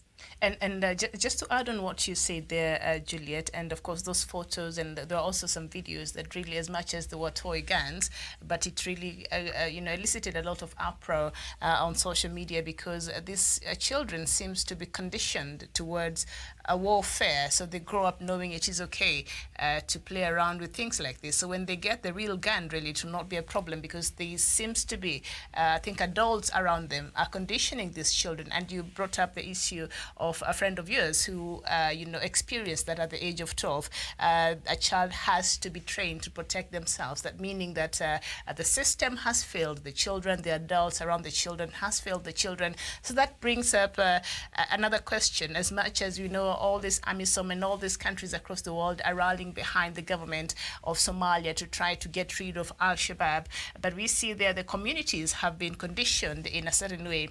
Do we have a hope that one day we'll come to a place where Al-Shabaab will be a thing of the past, when we see a generation like this is being conditioned towards perhaps even joining the same militia group? And I think that radicalization is a problem that we see, which is taking advantage of the whole situation. So I believe that responsibility of security is each other's problem. It's Nyumba Kumi, you have to be careful. Juliet, Nyumba Kumi man is the one in the corner there. With a real gun. Yeah, this gentleman was an expert in Nyumba Kumi. In his county, yes, in Meru, every village you step, they ask you where you are going. So maybe give him some light and he'll give you light. Yes. Go proceed. Major. Thank you. Thank you so much. So I really think that the world has seen terrorism, and we have seen this in such a mighty way, whether, we remember all the victims and families. And we cannot pretend that in Kenya, we have not seen attacks of Al-Shabaab or any other country. We've seen the attack of Boko Haram, ISIS, and all this. All these are the same people. And I think that sadly, the rise of this evilness, as I put it, or wickedness, is there, but with a very small number of people.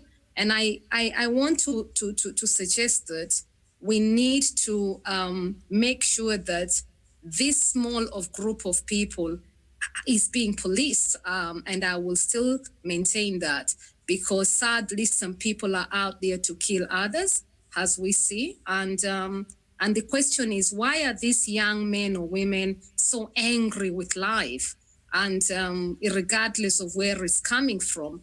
I mean, in Kenya, we saw a child of about, I believe, 12 to 13 years old at one time, who was, the parent had even tried to bring that child to the mental health, saying this child was behaving in these kind of manners. And the mother came clean and said, this is why I was saying this child is doing this, and it was being influenced. So the question is, why are these people doing this?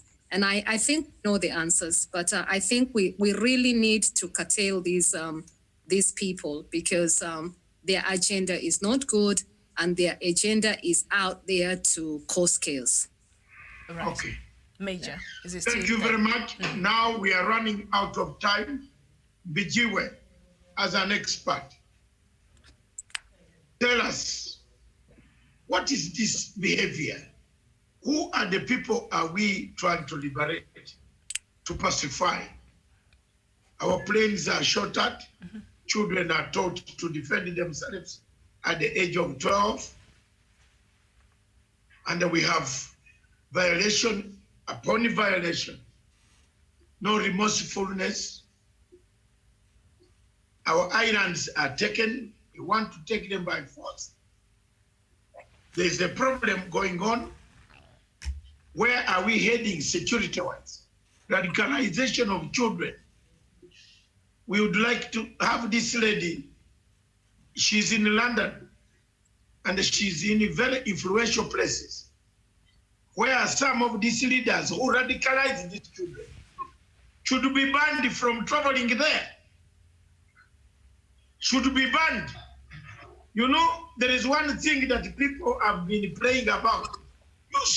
You steal this money, steal it from Africa here. But when we verify you have stolen, international community will call upon those countries. Wallahi, you will not step there. So what do you think we should do to leaders in Somalia who are allowing the radicalization, and the government itself, headed by President Faramijo and the Prime Minister? Don't they see these images as very, very, very worrying and very bad? What do you think?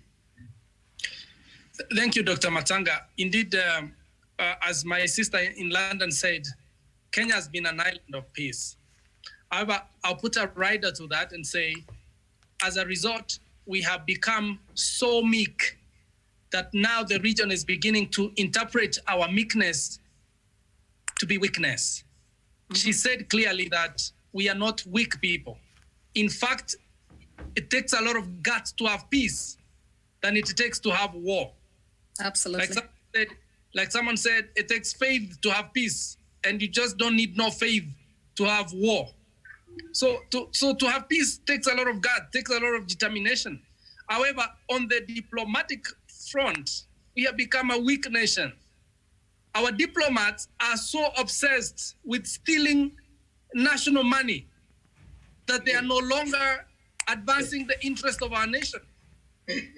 I don't think in the diplomatic schools they are being taught, to separate politics and diplomacy.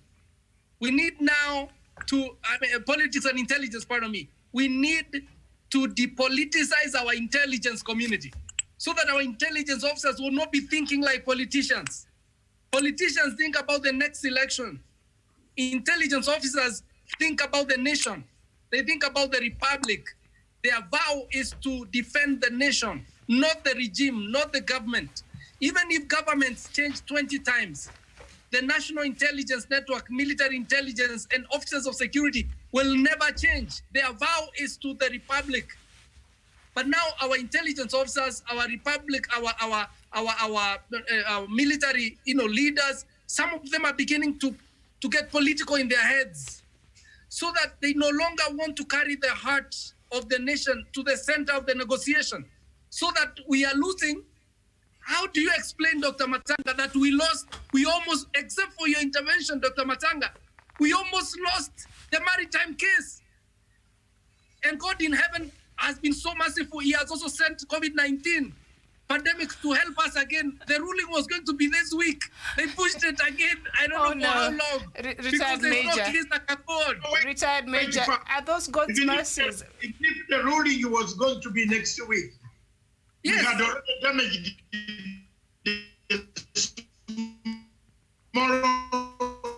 All right, we seem to be having that small stupid officer. We had damaged him. He was not going to be on the panel. That is very good. You are right. But for me, I take pride of what I do. I stand for the people of Kenya. If Kenya is destabilized, Uganda will be destabilized. Mm-hmm. For sure, the Great Lakes region will be in chaos.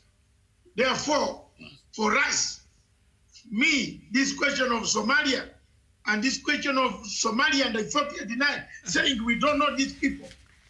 Us in Uganda, we had a policy. We wanted to sweep these people to Indian Ocean. I'm now telling you frankly, Museveni's first original policy was to do the Karamoja way. Is there anybody stealing a cow in Karamoja? Even one hoof of a cow in Karamoja cannot be stolen. I give credit to my president for being very firm on the Karamojongs who come and steal their cattle, Nano and a group and this governor of West Pokot. What is his name? It's called JKL. It's called JKL. Not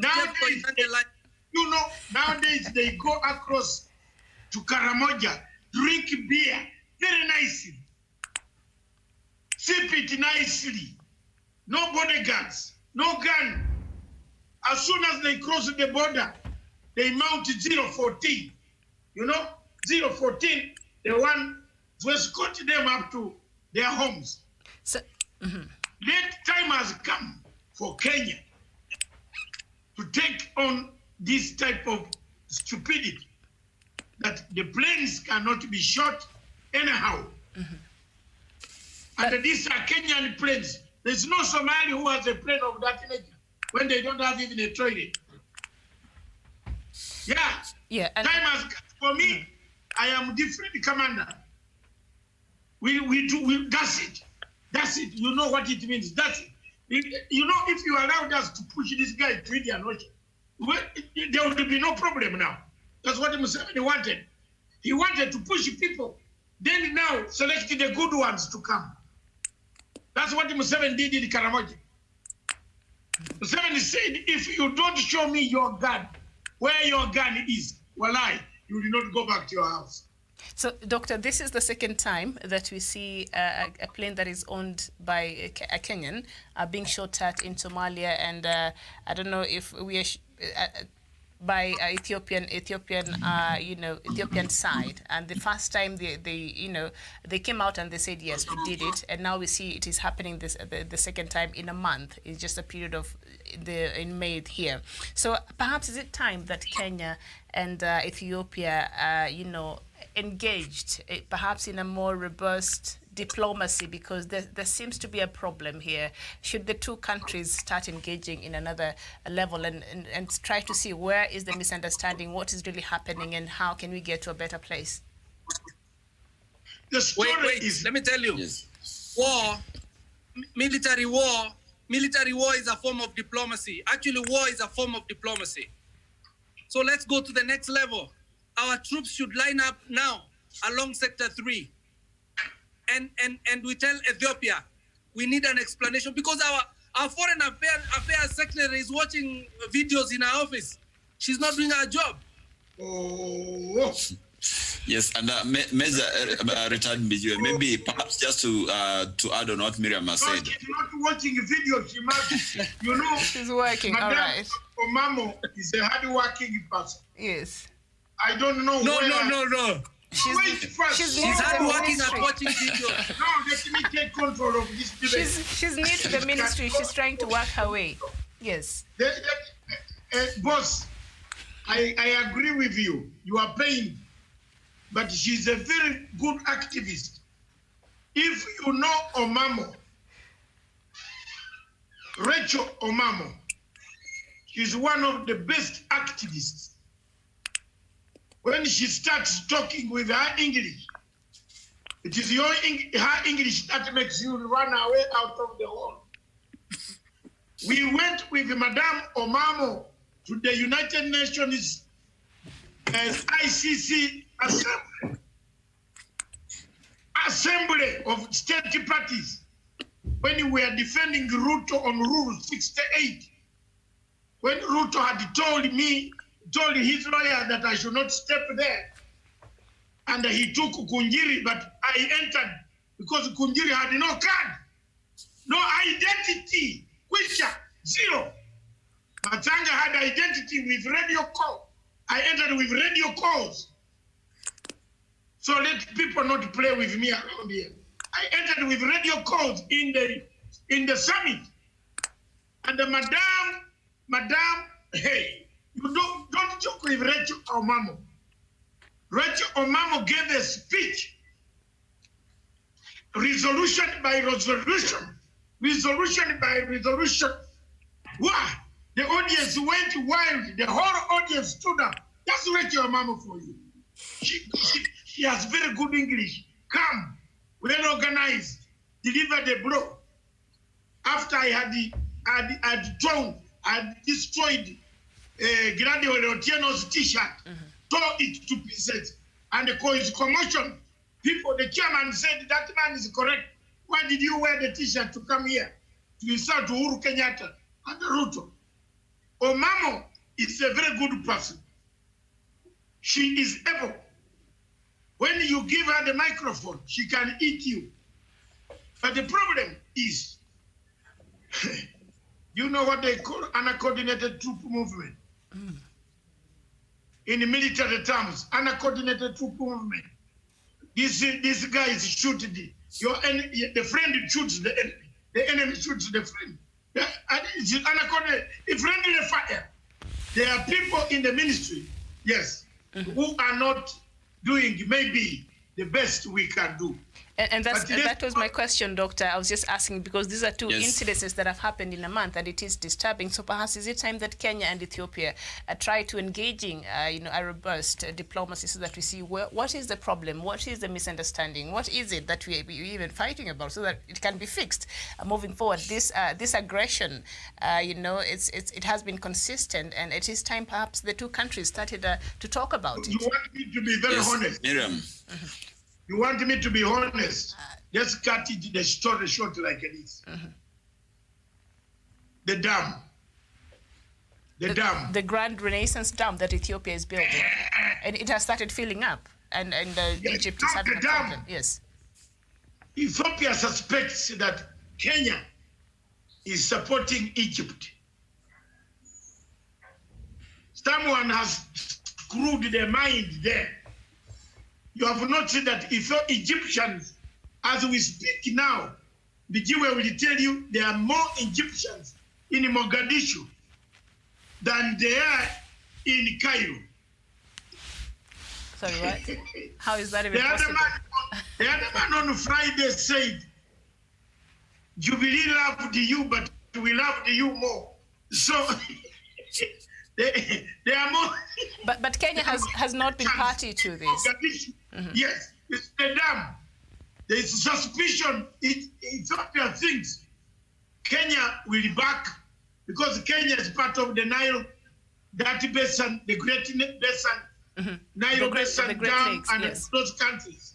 But So Kenya they- has not been. suspicion. Kenya has not even been vocal or involved in this matter of the dams. There is a suspicion that the question of Ogaden region, you remember Ogaden, that gave Ethiopia running stomach. 3, the situation in Ethiopia is broken down. The center cannot hold. People are demanding election now. The Prime Minister is cutting election side, and he is blaming foreign. He said foreign people are interfering with Ethiopian political space. The man who is finishing Ethiopia, do you know the name? Do you want me to say? Do you want me to say the panel? No. It seems the panel is. No, Doctor, no, you can go ahead. Mijiwe, the man destroying Ethiopia, is called the president of Eritrea, called Afwerki. Isaias Afwerki. Yes, I told you on this program that the moment you shake hand with him, I know him since 1989, 87, when I was in London. I worked with FIS. I worked with Dr. Tedros. The man, you know the man messing the World Health Organization? Yes. That is a commander, he's called Commander Tedros. He's a soldier of Tigray Liberation Front. So if you play with the fakers, you will finish your country. This man, this NGO Prime Minister, NGO, this one, who got the Nobel Prize. Abiy Ahmed.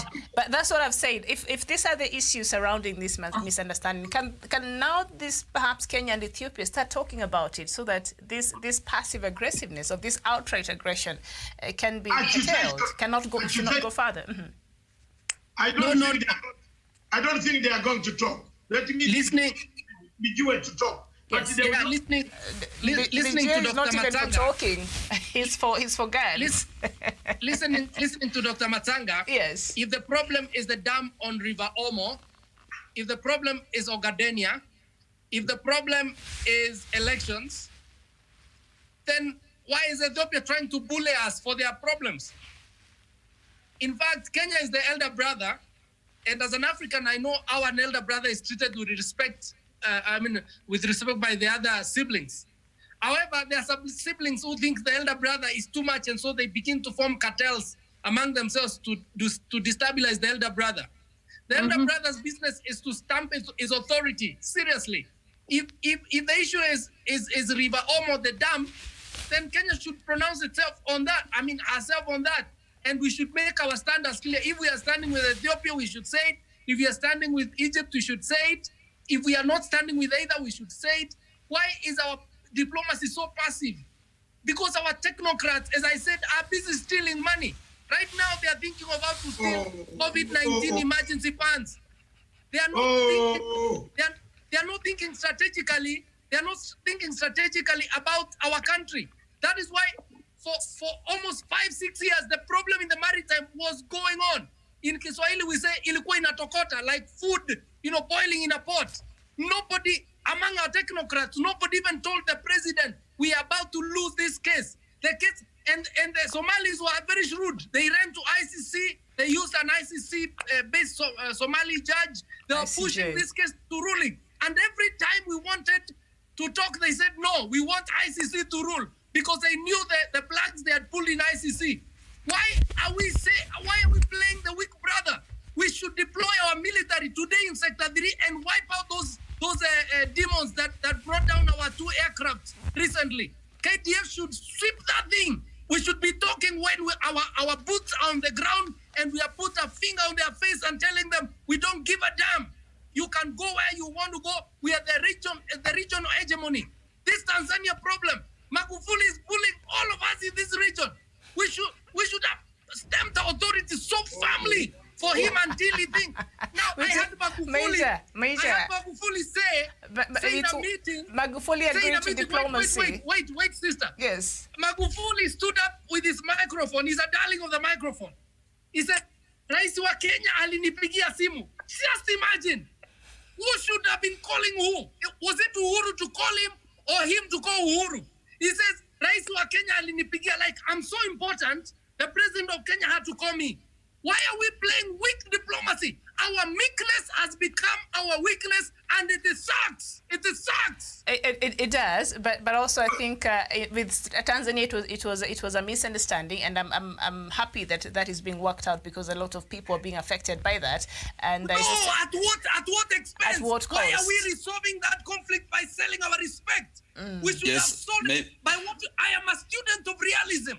Realism believes in power and believes in militarism, believes in nationalism. Why is Kenya playing?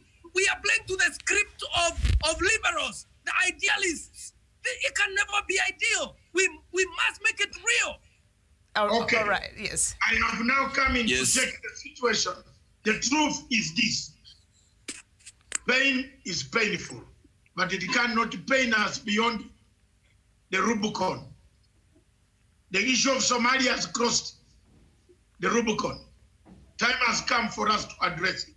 2, if Addis Ababa was not the headquarters, Ethiopia would not be voting for Kenya at the United Nations Security Council with non-member state. Don't forget, the vote is coming next week.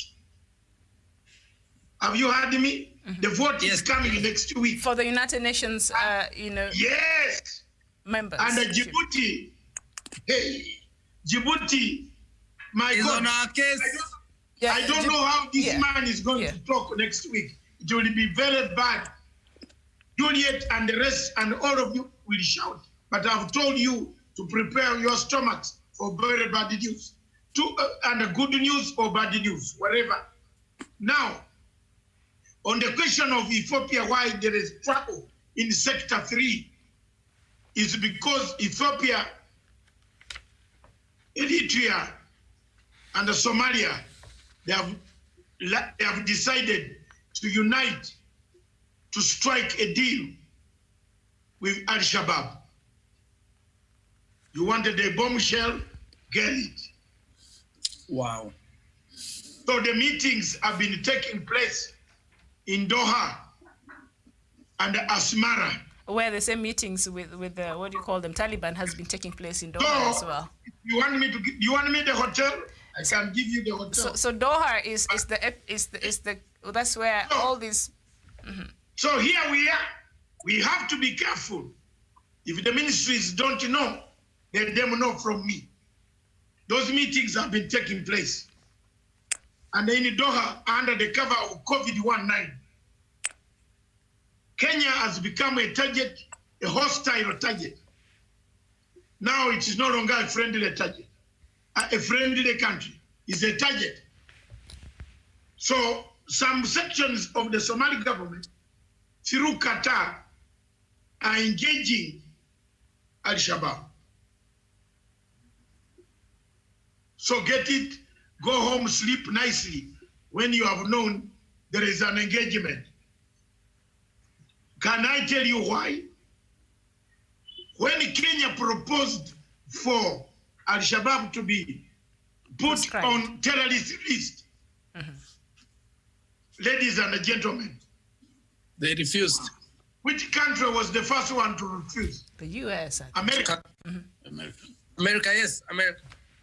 So when COVID-19 struck Mogadishu and the president stole the ventilator, he did it in his house. Which country flew in the ventilator? America. The same one that refused for them to enter the list. To prescribe. Yes. So if you see, I've told you all the time, wherever you are, if you see Americans packing their goods, they also have a small suitcase with torn cloth. Put it there and go. And go. That's all we can. From my end, I want to thank to give each of you 30 seconds. 30. Don't pass the mark. I'll switch the microphone off. 30 seconds. Oh, okay. 1 minute. We summarize. Ladies first. Yes, we start with Juliet. Yes. I want to leave you with peace in your hearts. We should be responsible citizens from wherever we are. We should protect our nations with love. We should revive the spirit of humanity for all citizens of the world. On top of that, we need brotherly and sisterly love.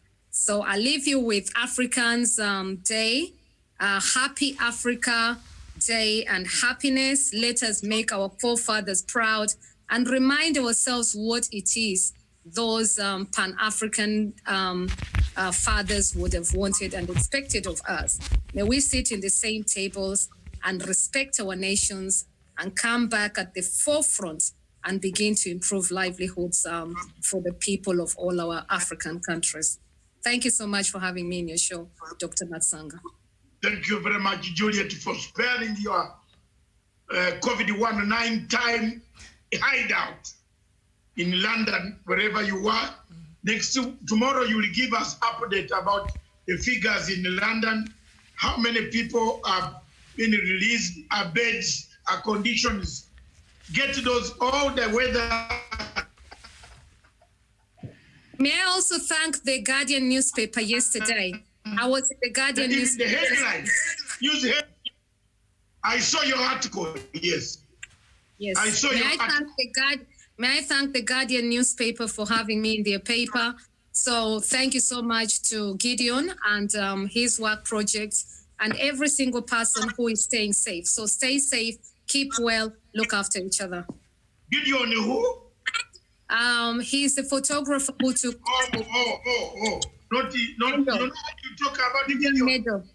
We want quickly to Gideon Moy. Thank you very much. Gideon Medal. Thank you so much, Juliet. Yes. Songa. Miriam Yes. is the last. She's the host of the headquarters. Songa. Yes. On the matter of Kenya and Ethiopia diplomatic row, I would really like us to look at the flag of the United States. You know, the U.S. is one of the most powerful, if not the most powerful nations in the world. And on their flag, they have an eagle. And this eagle, in one of its feet, it has spears. And on the other one, an olive branch. So that shows that wherever the U.S. goes, to wherever country they approach, like it depends on how the country will behave. If you are violent, then the spears will be news. If you'll show some kindness to them, they'll offer you an olive branch. So the same thing happens to Kenya. We do have those lions, those brave lions on our flag.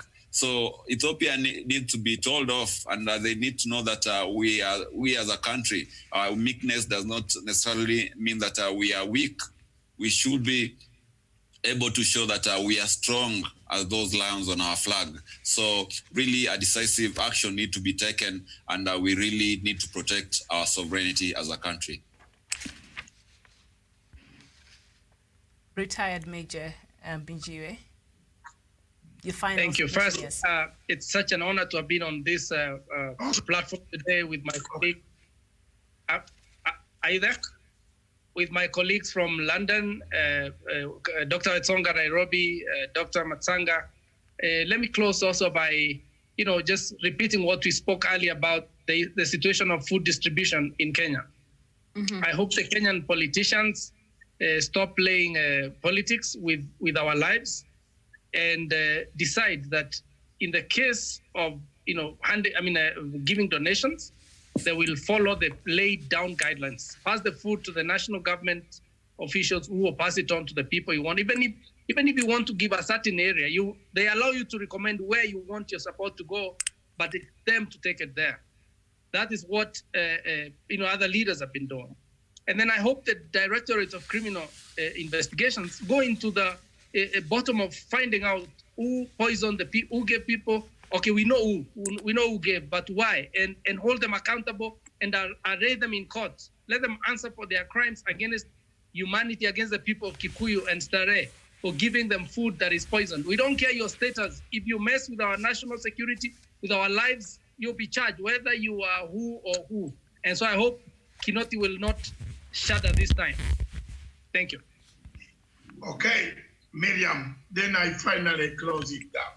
All right. So mine is just to urge our leaders, political, spiritual, whichever, as you have influence in the society and you feel you have enough that you'd want to share, it is commendable. But can we just follow the right procedures? There is a reason why the government has put these measures in place to ensure there's no confusion, to ensure orderliness, and to ensure whatever that is being given to Kenyans who need it actually, passes the test, and it is safe for the people, and it will be delivered in a manner that, will even show dignity and all that. We don't need these photos usually we see after, this, you've helped people. That's why we need the government to do that, and that's why there are structures in place so that that can be done. So to avoid what we've seen now, some Kenyans are now in the hospital seeking treatment after consuming that. If this was done in a proper manner, perhaps even before the given, the government, the people responsible would have taken a look at them and assure and make sure that this food is safe for the consumption of the people that they were intended to be given to. And so let's just this is not the time to want to score political points. These are people's lives that are at stake here. So let's stop playing politics with the lives of people of Kenya. And if you want to give, please follow the right channels. There's a reason why those channels were put in place, so that we avoid any of the situation that we've seen in the last couple of days. Viewers, the panel, I want to take this opportunity to thank all of you for having been here from some medium, for having been here from 9 o'clock up to now. I want to take the opportunity to thank our guests, Juliet and Major Retired Mijiwe. I want to thank our investigative journalist. I want to thank you, Miriam. We've missed one program that we can conduct tomorrow. We can always slot it. I don't know how we are going to slot it in. It's very, very crucial. But if things by next week improve, we want now people who can talk about business editors, those who can discuss business. Juliet, get us business women in the women and men in London who can join us on the show to improve what we can do about COVID, about youth, about women, about gender. Our television encompasses all this. I want to thank both of you, Major Retired Mijiwe, Juliet Makapira, Councillor, and Miriam. 3 points or 4 points. Point number 1, food is a tool that, if mishandled, can deliver you to international courts. Either if you misuse it or you use it in a negative way. You can deny people food. It is a crime against humanity. You can give them food badly. It's again a crime. If you bring your maize that you brought from Mexico, that has been lying in Mombasa, and then you get it quickly, pack it out, print some documents somewhere in the printer. It has been located somewhere in industrial area where those bags have been printed. You pack in this food. You're going to give human beings. Jermaine, you are committing a crime against humanity. Point number 2, the question of loyalty. Either the president is respected, or you shape up, or you ship out. This party is not yours. This party has rules. Respect for the president is paramount. You gave him a sword. When Songa talked of a sword, that's the sword Kenyatta should use to cut someone's feet. Literally. Your Excellency, cut. Time is here to cut. Don't cut halfway. Remember, Museveni says, if you see the leg has too many jiggers, you don't continue plucking out jigger. Kata! Mtu akwe na mguu moja. Ajue, asikie. The fifth wide in Islamic law, they remove your finger so that when you go to steal again, you remember where this one went.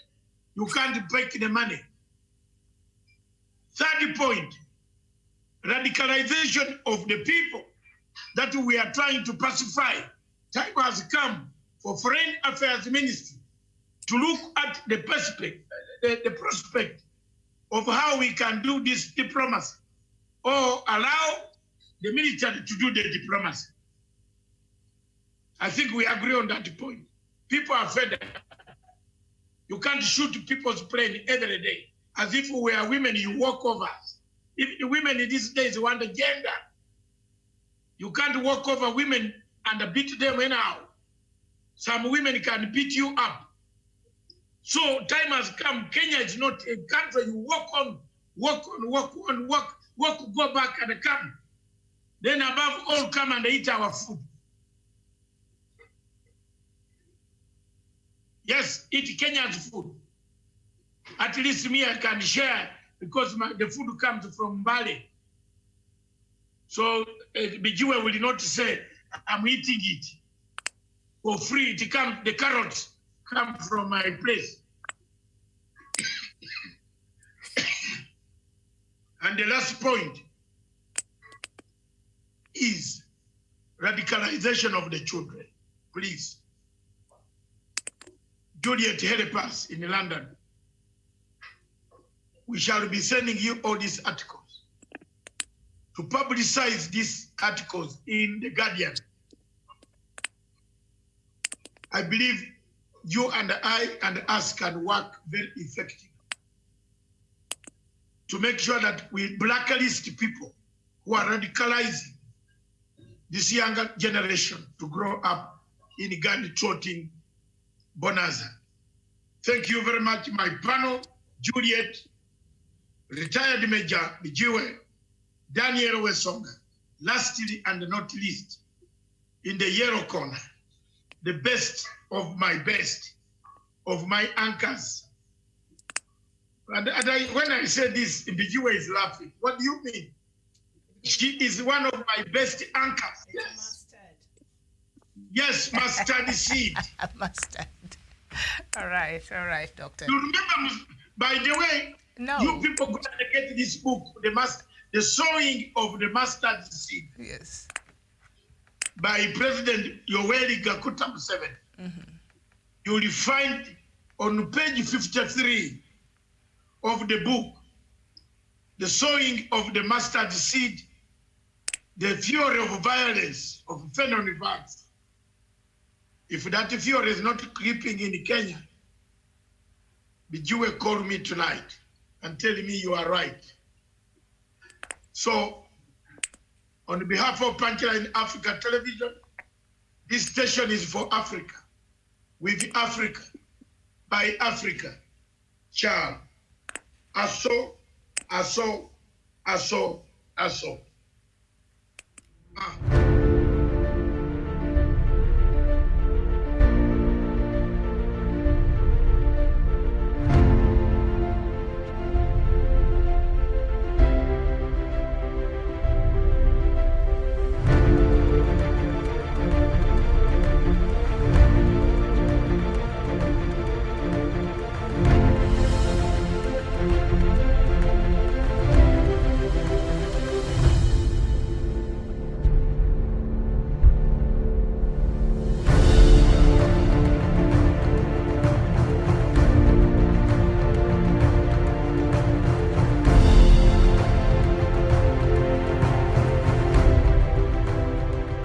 Peace must be our goal and our guide. And all that we strive for as a human family, dignity and hope, progress and prosperity, depends on peace. But peace depends on us.